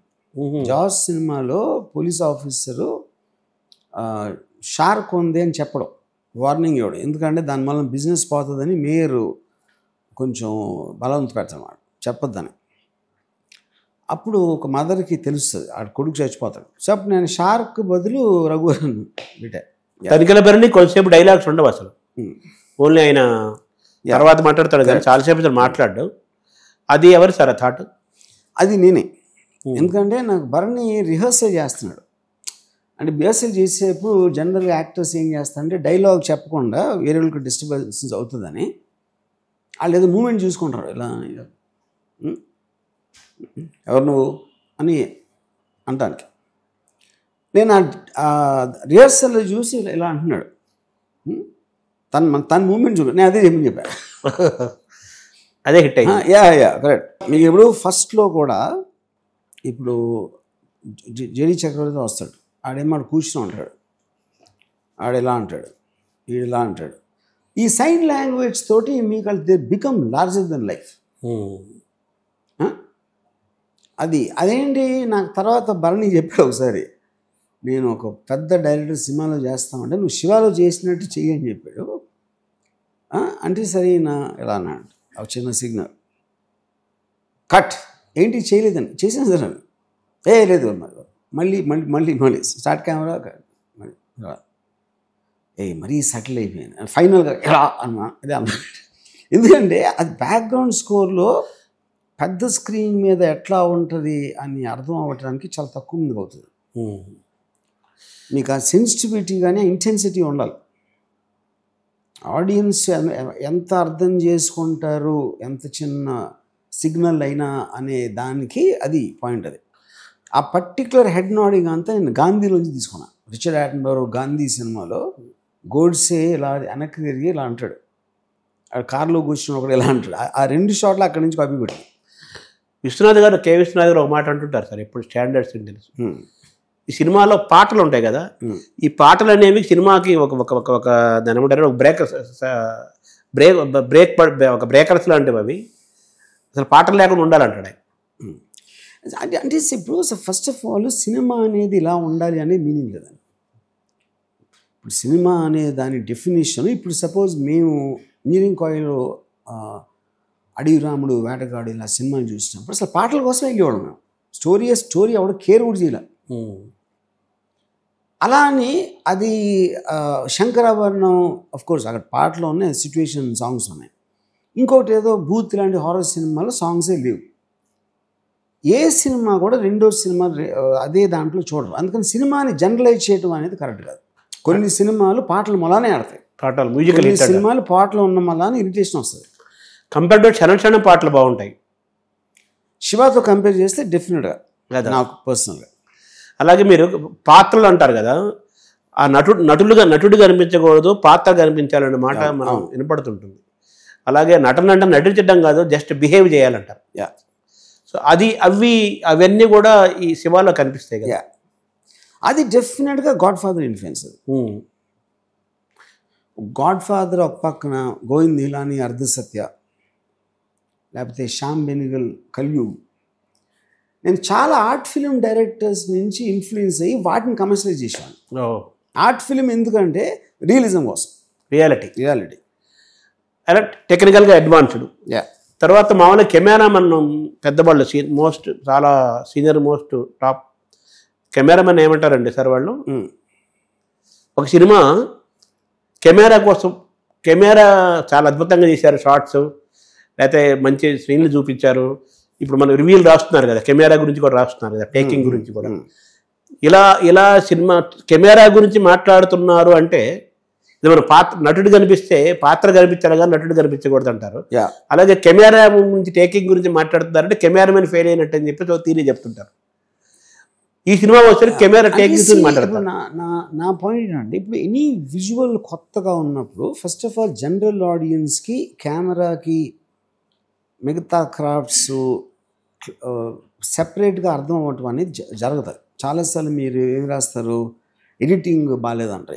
ఎడిటర్ ఏం చేయలేడు. ఎడిటర్ ఫైనల్గా డైరెక్టర్ మాట వినాలి కదా, అది ఎక్కడ తెలుస్తుంది మీకు? కట్ చేయొచ్చు. కేవలం మీరు ఎడిటింగ్ ఫలానా అని రాశారు కాబట్టి వాడు తీసుకుంటే డెసిషన్ అనుకుంటారు. ఇప్పుడు ఫోటోగ్రఫీ కూడా మీరు ఇప్పుడు ఒక ఎక్స్ప్రెషన్ పెట్టారు యాక్టర్, ఆ ఎక్స్ప్రెషన్ని లైట్ చేయటంలో అదే యాక్టర్ని తీసి ఇంకొని పెడితే ఆ లైటింగ్ పని చేయదు. ఈ సటిలిటీస్ ఎవరికి అర్థం కాదు. కాకపోతే మీకు విజువల్ లుక్ అంతకుముందు చూడని విధంగా ఉంటే ఫోటోగ్రఫీ అనుకుంటారు అందరు.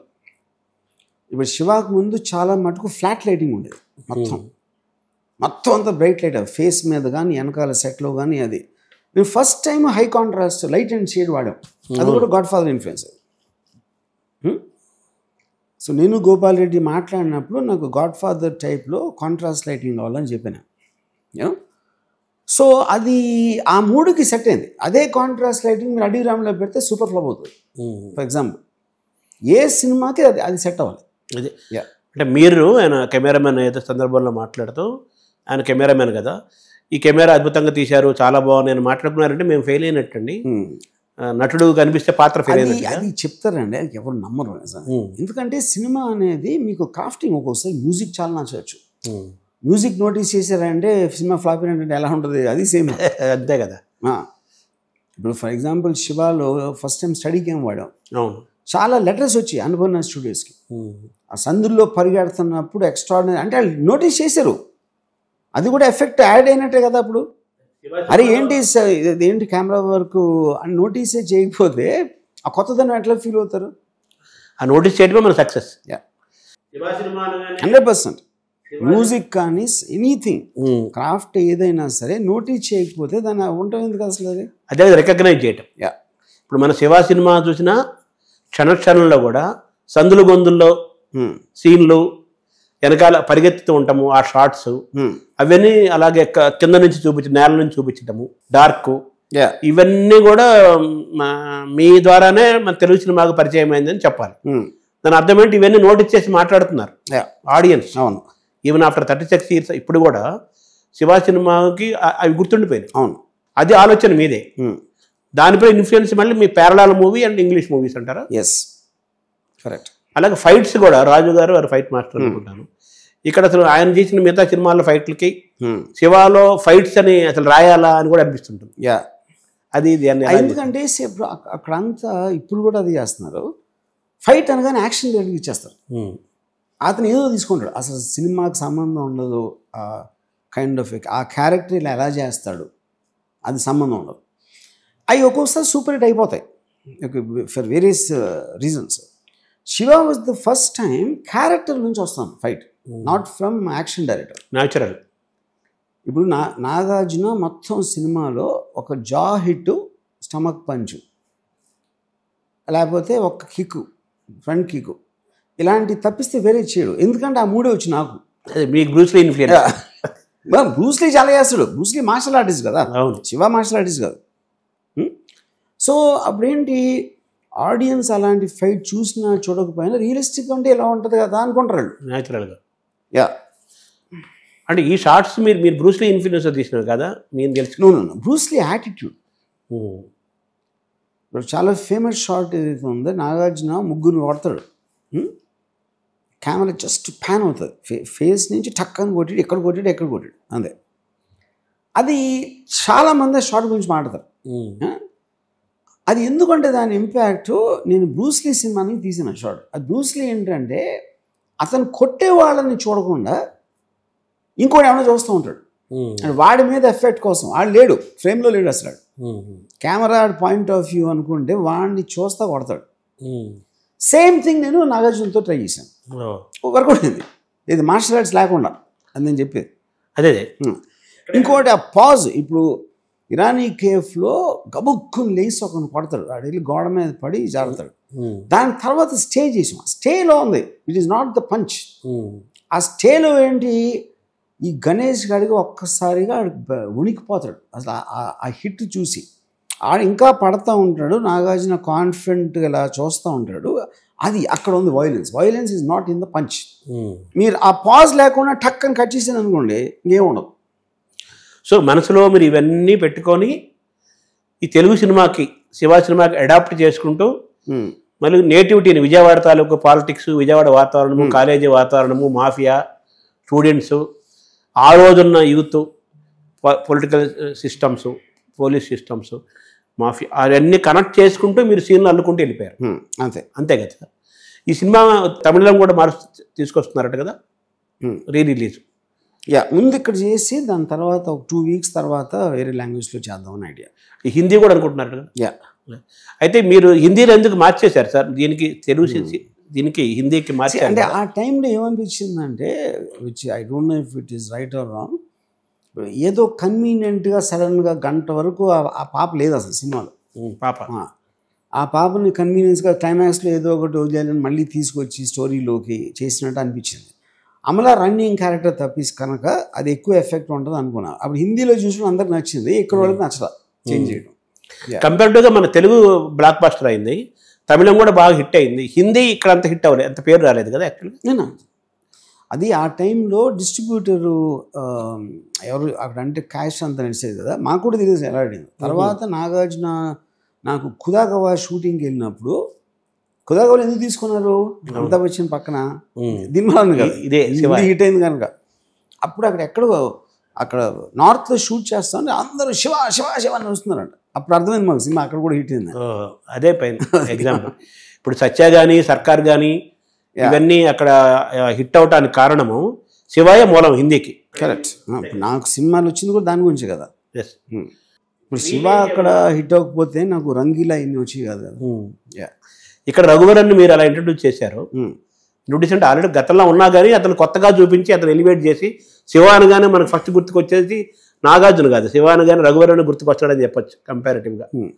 విలన్ ఇన్ఫ్లుయెన్సింగ్ ఉంటుంది కదా.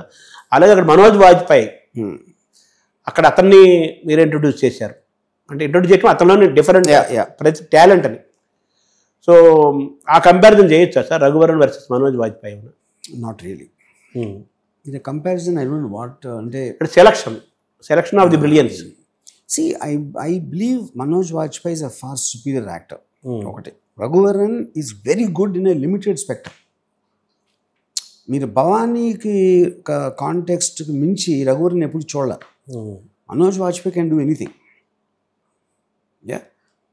సో ఇప్పుడు డిజైనింగ్ ఆఫ్ ద క్యారెక్టర్లో నేను ఇన్ఫ్లుయెన్స్ చేసినంత రఘువరన్ అది వేరు. బట్ 100% రఘువరన్ లేకుండా ఇంపాసిబుల్ శివ ఒక మ్యాగ్నమ్ ఓపస్ ఎగ్జిస్ట్ అవ్వటం అనేది. యా యా రఘువరన్కి ఒక మ్యాగ్నమ్ ఓపస్ లాగా అనుకోవచ్చు. అది magnum opus I don't is the right word. ఆ టైంలో నాకు తెలిసిన యాక్టర్స్ నాకు అంటే నాలెడ్జ్లో ఉన్న యాక్టర్స్లో రఘువరన్ అంత ఎఫెక్టివ్గా ఎవరు చేసి ఉండరు. అక్కడ సౌరభ్ శుక్లా అతను కూడా మీ యొక్క దీనిలో నుంచి వచ్చాయి ఈరోజు మొత్తం ప్రపంచం దేశమంతా అతని గురించి మాట్లాడుకుంటుంది. అతను హిమ్సెల్ఫ్ వెరీ సక్సెస్ఫుల్ పర్సన్ కదా. అలాగే ఇక్కడ మన వంశీ వీళ్ళంతా కూడా ఇక్కడ తెలుగు సినిమాలోను అక్కడ హిందీలోను ఒక న్యూ టేస్ట్ని న్యూ టాలెంట్ని మీరు పరిచయం చేశారు అనుకోవచ్చా? నేను పరిచయం చేయటం కన్నా వాళ్ళని వాడుకున్నాను అనటం కరెక్ట్ వర్డ్. ఎందుకు పరిచయం చేస్తున్నా ఎవరినైనా నాకు వాళ్ళతో సంబంధం. నా సినిమా కోసం ఎవరు ఎఫెక్టివ్గా ఉంటారో వాళ్ళని వాడుకుంటారు. సో పరిచయం చేయటం అనే వర్డ్ నాకు ఇష్టం ఉంది. టాలెంట్ సెర్చ్ అంటాం కదా సార్. టాలెంట్ నా సినిమా కోసం ఎత్తుకున్నా అంతే. ఈ శివ ఏమన్నా రీమేక్ ఏమన్నా ప్లాన్ చేస్తున్నారా? మళ్ళీ కొత్తగా ఏమన్నా ఆలోచన ఉందా? శివ సార్ ఇంకా మీరేం చెప్పాలనుకుంటున్నారు సార్? ఈ కొత్త ఎటువంటి మీరు ఫీస్ట్ ఇవ్వబోతున్నారు?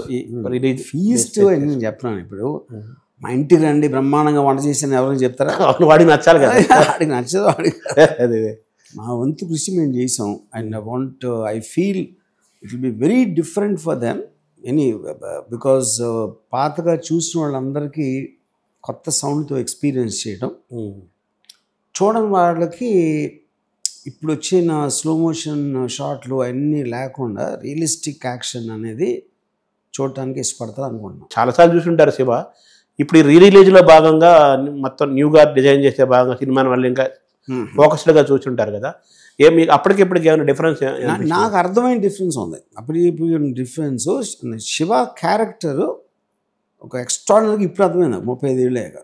అంటే అప్పుడు నేను ఏదో కొన్ని మిశ్రమంలాగా మిక్సింగ్ చేసి Amitabh Bachchan 70s, Bruce Lee, Ayn ర్యాండ్లో ఫౌంటైన్ హెడ్ ఇలాంటివన్నీ మిక్స్ చేశాను అర్థం చేసుకోకుండా. ఇప్పుడు అర్థమైంది, ఓహో ఇదా క్యారెక్టర్ అని. అంటే దానికి ఒక పర్పస్ ఉందంటారా? మీరు అప్పుడున్న విజయవాడలో ఉన్న గొడవలు, స్టూడెంట్స్ 100% అవన్నీ లేకపోతే అయ్యేది కాదు. నేను రౌడీలతో వాళ్ళతో తిరిగి వాళ్ళ గురించి నాకు స్కూల్ డేస్ నుంచి నాకు ఫ్యాసినేషన్ ఉండేది. స్కూల్ రోజులో వెనకాల నుంచి జుట్టు పీకేవాళ్ళు ఉంటారు, టీచర్ మీద ఏదో పడేసేవాళ్ళు ఉంటారు, వాళ్ళ నుంచి ఇన్స్పిరేషన్ నాకు. ఇప్పుడు జేడీ చక్రవర్తి ఆడ ఇసరటం అంతా అక్కడ స్కూల్లో నా కాలేజ్ చేసింది కదా అదంతా. మీరు సైట్ ఇంజనీర్గా చేసి తర్వాత కొంతకాలం వీడియో షాప్ పెట్టి రెంటల్ నడిపేసి తర్వాత టక్కన సినిమాల్లోకి వచ్చారు కదా. ఈ సినిమాలకు రావాలని మొదటి నుంచి ఉందా మీకు ఆలోచన? మొదటి నుంచి అంటే సినిమాలంటే పిచ్చి ఉండేది. డైరెక్టర్ అవ్వాలని మాత్రం ఆల్మోస్ట్ ఫైనల్ ఇయర్ ఆ టైంలో వచ్చింది, engineering college final year. Cinema pitch అనేది ఆల్మోస్ట్ నాకు 10th, 8th, 9th స్టాండర్డ్ నుంచి ఉండేది. సినిమా తీయాలనిపించి మీకు పెట్టడానికి కారణం ఏమన్నా ఇన్ఫ్లుయెన్స్? నేను డైరెక్టర్గా ఎక్కువ నేరేట్ చేస్తూ ఉన్నాను నా ఫ్రెండ్స్కి. నేను చూసిన సినిమా చాలాసార్లు వాళ్ళకి సినిమా కన్నా నేరేషన్ ఎక్కువ నచ్చింది అని కొన్ని చేంజ్ చేసేవాడు మధ్యలో. అదే సినిమా ఇలా ఉంది సీను అంటే వాళ్ళు వెళ్ళి చూసారు, నువ్వు చెప్పినట్టు లేదనేవారు. అప్పుడు నాకు స్లోగా నేను చెప్పిందే బాగుందంటే నేను డైరెక్టర్ ఎందుకు అవ్వకూడదు అని ఒక స్క్రీన్ ప్లే ఐడియా. యాక్చువల్ మీరు ఇండస్ట్రీకి రావడం కూడా ఒక స్క్రిప్ట్ రైటర్గా అనుకున్నారా? ఎలా సార్? స్క్రిప్ట్ రైటర్ కానీ కాదు, అప్పటికే డైరెక్షన్. కానీ అవ్వాలి అంటే ఫస్ట్ ఇంప్రెస్ చేయడానికి మీరు ఒక చెప్పే ఏది ఉండాలి కదా, చెప్పగలిగే ఏది ఉండాలి కదా. యా, అసిస్టెంట్ డైరెక్టర్గా మీరు చేసింది మీకు ఏమైనా ఉపయోగపడిందా ఈ సినిమాకి? Not at. అంటే ఒకటి ఏంటంటే అసిస్టెంట్ డైరెక్టర్గా చేసినప్పుడు నాకు ఉపయోగపడింది పాలిటిక్స్ ఇన్ సినిమా ఇండస్ట్రీ. డైరెక్టర్కి ఏం చేస్తే ఇష్టం ఉండదు, ఇలాంటి ఇంటర్నల్గా పీపుల్ని స్టడీ చేయడానికి అది దానికి ఉపయోగపడేది, not for making the film. అంటే ఇప్పుడు నేను వచ్చినప్పుడు నేను ఎలా ఉండేవాడిని అంటే అసిస్టెంట్ డైరెక్టర్ అంటే అప్పుడు అందరూ ఇలా చేతులు కట్టుకుని ఇలా ఒక బానిసలాగా ఉండేవారు, బాడీ లాంగ్వేజ్ అంతా. నేను వచ్చేలా కాలు మీద కాలు వేసుకుని ఎవరన్నా వస్తే లెక్కకుండా ఉంటాం, అది ఎవరు తెలియదు అంతవరకు. చాలామంది నన్ను అరే ఇంగ్లీష్ వస్తున్నాడు రా అని నాకు నిక్ నేమ్స్ పెట్టారు జస్టిన్ డైరెక్ట్లీ వీళ్ళందరూ. అంటే మనం హ్యూమన్ సైకాలజీ అంటే అవతల వాడికి తెలిస్తే వాడికి తెలియటం అనేది ఒక దే లుక్ డౌన్, అది పెద్ద పోజు పడుతున్నాడు రా. అది మీ ప్రత్యేకమైన రికగ్నిషన్. యా. తర్వాత ఇంగ్లీష్లో మాట్లాడి ప్రపంచ సినిమా గురించి చెప్పి వాళ్ళ అక్కడనే నాగార్జున, వెంకట్, అలాగే మన యాలగడ్డ ఇంగ్లీష్లో మాట్లాడి పడేస్తున్నాడు అనేది వాళ్ళ ఉద్దేశం. అర్థమైపోయింది వాడు. అది దట్ ఈస్ ద. అంటే ఇప్పుడు ఆడికి అర్థమైంది ఏంటంటే వీళ్ళకి ఇంగ్లీష్ వచ్చు. అదే ఇప్పుడు ఇంగ్లీష్ రానోడిని మీరు ఇంగ్లీష్లో చెప్పి పడేసి, ఇంగ్లీష్ వచ్చినోడు ఎలా పడేస్తారు? అవును. ఇంగ్లీష్ వచ్చినోడు మీరు చెప్పేది అంటాడు, లాంగ్వేజ్ ఏంటో. అవును. ఇంగ్లీష్ రానోడు ఏమైనా ఉందేమో అనుకుంటాడు. అంటే ఇంగ్లీష్ రావటము చెప్పేదంటే కంటెంట్ కూడా ఉంటుంది కదా సార్. సబ్జెక్ట్ వాడు చెప్పే ఎగ్జాంపుల్స్, నేను అది చెప్తున్నా. ఆ సీరియస్నెస్, ఆ నాలెడ్జ్ ఓరియంటేషన్. ఈ సినిమా వచ్చి శివ వచ్చి 36 ఏళ్ళు అయిపోయింది, 36 years అయింది కదా. ఇప్పుడు కొత్తగా మీకు అనిపించిన ఒక మోస్ట్ ఇంపార్టెంట్ ఏదైనా ఉందంటే ఏదైనా చెప్పగలుగుతారా? నేను అంటే చాలా ఒక యునీక్ ఆస్పెక్ట్ శివ క్యారెక్టర్లో ఇప్పుడు గుర్తించాను. ఇది 35 ఏళ్ళే.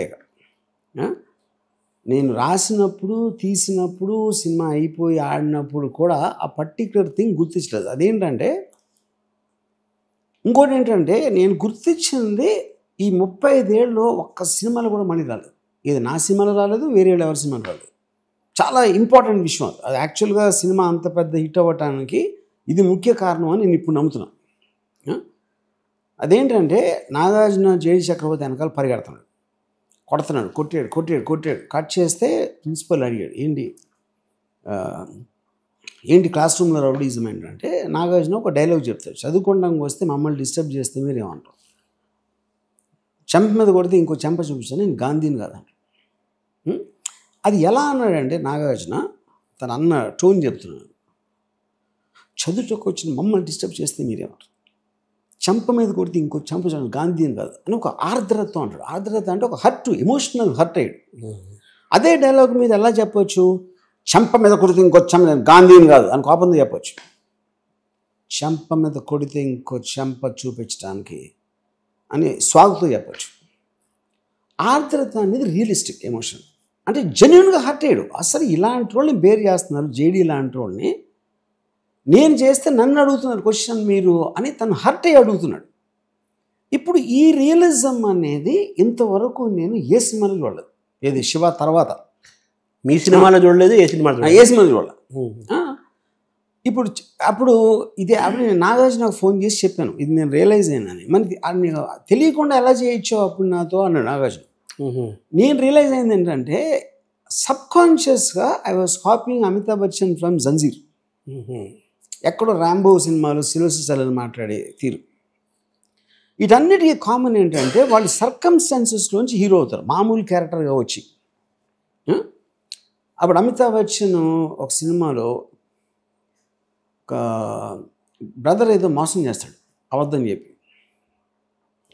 ఆ బ్రదర్ కోపం వస్తాడు, వచ్చేటప్పుడు ఆ బ్రదర్ ఏదో పబ్లో డాన్స్ చేస్తున్నాడు. అతని దగ్గరికి వెళ్తా ఉంటే ఇక్కడ నుంచి బౌన్సర్లు వస్తారు, అమ్మ బీచ్ మ్యాచ్తో టాంగే తోడున్నమాట. అంటే మధ్యలో వస్తే కాళ్ళు ఎరగొడతాను. అంటే బ్రదర్ మోసం అనేది తను చూస్తున్నాడు. బ్రదర్ మోసంతో వచ్చిన హర్ట్లోంచి చెప్పాడు డైలాగ్ అమితాబ్. అది నేను శివాలో కాపీ కొట్టాను. ఎఫెక్ట్ని ఇలా చెప్పాలి అని చెప్పా నాగార్జునకి. కానీ అప్పుడు నాకు కూడా అర్థం కాలేదు, ఇప్పుడు అర్థమైంది. ఇప్పుడు శివ గురించి ఆ క్యారెక్టర్ ఏంటి అని పెద్ద ప్యాసేజ్ రాశాను దాని గురించి. సో ఇప్పుడు మీరు ఎవరు మాట్లాడిన హీరోలు స్వాగ్తో మాడతారు. ఆవిడ స్టైలు, ఆడ హై స్పీడ్లో వస్తాడు, ఆడ ఇలా అంటాడు, ఒక ర్యాంప్ వస్తుంది షార్ట్. ఇవన్నీ దేనికి చేస్తారు, ఫ్రంట్ బెంచ్లో కూర్చుని ఫస్ట్ డే కాగితాలు ఇసిరే వాళ్ళ కోసం పెడతారు షార్ట్. దాని మూలన మిగతా కథ అంతా దెబ్బతినేస్తారు. అప్పుడు ఏంటి శివాలో మీరు చూస్తే ఆవిడ ఏంటి ఎలా ఉంది అని ఆశ్చర్యపోతున్నాడు. ఒక పర్టికులర్ టైంలో తన ఎదురుగా ఒక అమ్మాయి నాడు గుద్దుకుని వెళ్ళిపోయి అంత పొగరుతో ఉన్నప్పుడు ఒక లిమిట్ వచ్చింది. తర్వాత వాడు వెయిట్ చేస్తున్నారు ఈ రావడానికి. అక్కడేంటి పారిపోడు కదా, అది ఎంతమంది కొడుతున్నారని. ఇప్పుడు ఒక పుష్ లిమిట్ వచ్చింది, ఆడొచ్చాడు, ఆయన ఏంట్రా నువ్వు హీరోవా, దాన్ని ముట్టుకుంటే అంత పరుషం వచ్చిందిరా నీకు, కొట్టాడు టపాకని. అప్పుడేంటి, ఇది మనం థియేటర్లో కూర్చున్న ప్రతి ఒక్కరికి అలాంటి ఒక ఎక్స్పీరియన్స్ ఉంటుంది. ఆడు చేయాలనిపించి ఉండొచ్చు, చూసి ఉండొచ్చు, అలాంటిది ఏదో విని ఉండొచ్చు. అది టైంకి సంబంధం లేదు, అది నిన్న రేపు జరగచ్చు, 2030లో జరగచ్చు, 1970లో జరగచ్చు, ఎప్పుడు జరుగుతూనే ఉంటాయి. ముఖ్యంగా అర్థం చేసుకోవాల్సింది క్యారెక్టర్. అది that is what I understood now. అంటే శివ పాత్రలో కంప్లీట్గా ఆర్ద్రత అనేది నడిచింది అంటారు, అండర్ కరెంట్గా టోన్. అంటే మీకు కోపం ఎప్పుడు వస్తుంది, మీరు రైట్ అని మీరు స్ట్రాంగ్గా నమ్మాలి, పొగరు కాదు, ఏదైనా చేసేస్తా స్వాగ్ కాదు, నిజంగా నేను నమ్మను. అప్పుడేంటి, నాగార్జున ఐస్లో కానీ వాయిస్లో కానీ ఎక్స్ప్రెషన్లో కానీ అది క్లియర్గా కనిపిస్తుంది. మీరు మిగతా సినిమాల్లో కూడా డైలాగ్స్లో అంతా కూడా అందరూ అలా అనుకుంటే ఇలా అవుతుంది. అంటే ఎవరు ఆ డెసిషన్ నేను చచ్చిపోతానని భయం కాదు అంటాడు. బతికితే మన ప్రిన్సిపల్స్ కోసం బతకాలి అనేది, that is a quintessential definition of hero. Hero definition అనేది తన ప్రిన్సిపల్ కోసం బతుకుతా, తన సెన్స్ ఆఫ్ జస్టిస్ కోసం బతికినోడు హీరో. కానీ మనకి ఇప్పుడు హీరో డెఫినేషన్ 20 మందిని కొడతాడు, 40 మందిని గాలిలోకి ఇసురుతాడు అన్న దానికి మారిపోయింది ఇప్పుడున్న హీరో. అంటే ఇక్కడ ఆ సినిమాలో ఆర్ద్రత అనేది హీరో అంటారా? 100%. That is what I realise now. ఇప్పుడు తెలుసుకున్నా, తెలిసింది. ఇప్పటిదాకా ఎప్పుడు అనిపించింది? ఇప్పుడు అనిపిస్తా. నాగార్జున నేను ఎఫెక్ట్ చూసాను అంతే. ఇది అమితాబ్ బచ్చన్ టైం. ఇప్పుడు మీకు ఎప్పుడైనా వాయిస్ టోన్లోని దాంట్లో ఇప్పుడు నాగార్జున ఒక షార్ట్ టక్ అని తలుపు తీసుకుని వస్తాడు, వచ్చి నానాజీ ఉంటాడు, ఆడు నల్లే చూస్తాడు, భవానీ ఎక్కడ, భవానీ ఎక్కడ. ఇప్పుడు అదే డైలాగు భవానీ ఎక్కడ, భవానీ ఎక్కడ అంటే పొగడుతున్నాడు, భవానీ ఎక్కడ అంటే భవానీ నాకు ఎంత సీరియస్గా కావాలి అనేది మీకు ఎమోషన్ వస్తుంది, టోన్లో. అంటే మీరు నాగార్జునకి ఆ సీన్ ఎక్స్ప్లెయిన్ చేసేటప్పుడు ఇందాక చెప్పిన గాంధీ ఇది జంజీర్ ఇది, మీరు టోన్ చెప్పలేదు ఆయనకి, ఈ టోన్లో చెప్పాలి? చెప్పాను, టోన్ చెప్పాను, అదే అడిగాను నాగార్జున. అలా ఎలా చెప్పావు మరి అప్పుడు టోన్ అని అదే అడిగాడు నాగార్జున. నేను అమితాబ్ బచ్చన్ ఇమిటేట్ చేస్తున్నా, అది నేను చెప్పింది జంజీర్ టోన్. సో ఇప్పుడేమంటారా, ఇప్పటికీ ఆయనకి అర్థమవలేదు. ఇప్పుడు నేను అమితాబ్ బచ్చన్ గారు చెప్పేది ఈ విషయం, ఆయన కూడా షాక్ అయ్యారు. అంటే ఆయన ఏదో చేశారు, ఆయన ఏమో ఆలోచించి చేయలేదు అది. అమితాబ్ కూడా ఆయన జంజీర్ చేసినప్పుడు ఇప్పుడు నాగార్జున లాగానే ఆయన కూడా. అంటే ఇప్పుడు ఆయనకి ఎవరైనా చెప్పారా లేదు, ఎందుకంటే అన్ని సినిమాలు చేశారు ఆయన, ఇర్రెస్పెక్టివ్ ఆఫ్ ద డైరెక్టర్. ఇప్పుడు కానీ నేను శివ చేసినట్టు నేను వేరే సినిమాలు చేయలేకపోయాను, నాగార్జున కూడా చేయలేకపోయాడు. అమితాబ్ షాక్ అయ్యారా ఈ మాట మీరు చెప్పారా? షేర్ చేసుకుంటే షాక్. Nagarjuna also shock. అదే మీరే షాక్ అయ్యారు. నాగార్జున తోటి నేను అంటే నాగార్జున 5-6 సినిమాలు ఫెయిల్ అయినాయి శివ తర్వాత. అవును, ఎందుకు ఫెయిల్ అవుతున్నాయి అనుకున్నాం, కానీ శివ అంత ఎఫెక్ట్ ఉన్న క్యారెక్టర్ ఉందా ఆ సినిమాల్లో అని మనం ఎవరు ఆలోచించలేదు. నేను ఆలోచిస్తుంది, నాగార్జున ఆలోచించలేదు. ఇప్పుడు నేను కూడా రాత్రి తీశాను. ఇప్పుడు శివ అంత పెద్ద హిట్, ఈ క్యారెక్టర్ అంత ఇంపాక్ట్ క్రియేట్ చేసినప్పుడు నేను అంతం ఎందుకు తీస్తాను? అంటే ఏ సినిమాకి ఆ సినిమా ఆలోచిస్తారు, కానీ ప్రీవియస్ ఫిల్మ్ మర్చిపోతారు. అది అందరు డైరెక్టర్ చేసేది, అది నేననే కాదు. ఇప్పుడు మీ సినిమాల్ని ఈ ఆర్ద్రత యాంగిల్ని కనిపెట్టిన ఆర్ద్రత అనేది కనిపెట్టారు కదా, ఈ సినిమాలు మీ పాత సినిమాలు ఏ సినిమాలను అలా మళ్ళీ ఒకసారి నెక్స్ట్ టైం ఎప్పుడైనా రివ్యూ చేసి చూసినప్పుడు ఇలాంటి ఎలిమెంట్స్ బయటకు వస్తాయేమో? 100%. ఎందుకు వస్తాయంటే ఫస్ట్ టైం నేను ఇన్ని ఇయర్స్ అయ్యాక రియలైజ్ అయ్యాను, అది సత్య చూసి కానీ శివ చూసి కానీ నేను ఒక తెలియని ఒక చేంజ్ వచ్చేసింది నాకు. అది ఎంత రిఫ్లెక్ట్ అవుతుంది అనేది ఇంగ్లీష్లో ఒక లైన్ ఉంది, proof of the pudding is in the eating అని. నేను తీసిన నెక్స్ట్ సినిమాలోనే కనిపిస్తాయి. But I can feel the change. అంటే ఒక రకంగా this is the soul of the hero అనాలా? All great heroes have the same common thing. మీరు గాడ్ ఫాదర్లో మైకేల్ కార్లియోన్ చూడండి, ర్యాంబోలో సిల్వెస్టర్ స్టాలోన్ చూడండి, వాళ్ళందరికీ కామన్ ట్రేట్ ఇది. అమితాబ్ కానీ ఇప్పుడు కరెక్ట్, జంజీర్లో అమితాబ్ బచ్చన్, శక్తిలో అమితాబ్ బచ్చన్, ఇవన్నీ కూడా అదే common trait. He looks like a normal person. Super హీరోలాగా డైలాగ్ చెప్పరాడు. ఇప్పుడు అమితాబ్ బచ్చన్ శక్తిలో ఒక డైలాగ్ ఉంది, ఒక ఫైట్ అవుతుంది, ఇంతమందిని ఒక్కడు ఎలా కొట్టావు నాకు నమ్మకం కలగట్లేదు అని అంటాడు వాడు క్యారెక్టర్. ఇది ఎవరైనా ఒక్కరే చేయగలుగుతారు, కానీ అతనికి 2 అవసరం అవుతుంది. ఒకటి, వాడికి నాకు జేకే అంటే ఎంత ద్వేషం ఉందో వాడికి అంతే ఉండాలి. ఇంకోటి అర్థం చేసుకోవాల్సింది, లైఫ్లో మనం ఒక్కళ్ళకి వస్తాం, ఒక్కళ్ళని పోతాం, అప్పుడు ఒక్కళ్ళని బతకడం నేర్చుకోవాలి. ఇలాంటి లైను మామూలుగా చెప్పినప్పుడు దాని ఇంపాక్ట్ ఇంకా ఎక్కువ ఉంటుంది. డైలాగ్ లాగా చెప్పకుండా పెద్ద డ్రామా చేయకూడదు. డ్రామా చేయకూడదు. ఇప్పుడు నాగార్జున ఒకటి ఇలా ఆనుకుని గోడకి మళ్ళించన్నది మాత్రాన భవానీని చంపితే రేపు పొద్దున గణేష్ భవానీ అవుతాడు. అలాంటి పుట్టింట్లో వస్తున్న వ్యవస్థను నాశనం చేయాలి అంటాడు. ఆనుకుని చెప్పడంలో కూడా ఇంపాక్ట్ ఉంది. గోడకు ఆనుకుని మామూలుగా వెదర్ రిపోర్ట్ చెప్పినట్టు చెప్తాడు, రేపు వర్షం ఎక్కువ వస్తున్నాడు కదా అలా అన్నట్టు చెప్తాడు. మళ్ళీని చంపినంత మాత్రాన భవానీని చంపితే ట్యాంగ్ అని అన్నకు తిరిగి రేపు గణేష్ భవానీ అవుతాడు అని న్యూస్. మళ్ళీ ఇంకోటి ఎక్కడి నుంచి యాంగిల్ మీరు ట్రాకింగ్ షాట్ వేసి అన్నీ చేస్తే అదేముంటుంది, ఓవర్ డ్రామాటిక్ చేసేప్పటికి దాంట్లో ఉన్న ఎఫెక్ట్ పోతుంది. అదే అంటే ఇది డోంట్స్ కూడా ఉపయోగపడుతుంది ఇది. కానీ ప్రాబ్లం ఏంటంటే చాలామంది మేకర్స్, అంటే నేను తక్కువ చేయట్లేదు, ఆ ఎమోషనల్ ఇంటెన్సిటీ అనేది అర్థమవుతారు. అంటే ఎఫెక్ట్ ఫీల్ అవుతారు. మళ్ళీ అదే ఆశ్చర్యం. ఇప్పుడు నేను ఎంత ఫీల్ అయ్యానో వాళ్ళు ఫీల్ అయ్యారు. లేకపోతే శివ గురించి ఎందుకు మాట్లాడతారు ఎంత? ఇప్పుడు శివ గురించి 35 ఏళ్ళుగా ఇవాళ 30 years పెద్ద డైరెక్టర్స్ కూడా మాట్లాడుతున్నారు. బట్ ఎవరు కూడా ఇమిటేట్ చేయడానికి ట్రై చేయలేదు. మళ్ళీ ఇన్ఇమిటబుల్. తర్వాత సార్ ఇంకొక సీన్ నాకు అది కూడా అడుగుదాం అనిపించింది. అతను గణేష్ ఉంటాడు కదా, కాలేజీలోకి వచ్చిన తర్వాత ఆ స్టూడెంట్ పిల్లలకి చెబుతుంటాడు వీళ్ళకి వచ్చి, మీకు ఎందుకురా ఈ గొడవలు ఆయన చదువుకోండి మీరు అని ఒకటి ఉంటుంది కదా. అతని ఫేషియల్ ఎక్స్ప్రెషన్ కానీ టోన్ తగ్గించుకొని ఉంటాడు. అది టోటల్గా అంటే ఇప్పుడు నాకు నేను కాలేజ్ టైంలో నాకున్న ఎక్స్పీరియన్సెస్ కొన్ని ఉన్నాయి. అప్పుడు ఏంటి, విజయవాడలో సెంటర్ చూసుకున్నాం అని చెప్పారు. బెంచ్ సెంటర్ దగ్గర నేను ఒక 15 మంది, మా లీడర్ ఒకడు వీటీ అని ఉండి, ఏదో ఇంకో గ్యాంగ్తో కాలేజ్లో ఇంకో గ్యాంగ్తో గొడవ, దానికి సంబంధించిన ఆడి గ్యాంగ్ రావాలి, ఆడి కోసం వెయిటింగ్. అందరూ రాడ్లు గీడ్లు అన్నీ పట్టుకొని ఒక్క అంబాసిడర్ గారు వచ్చి అయింది.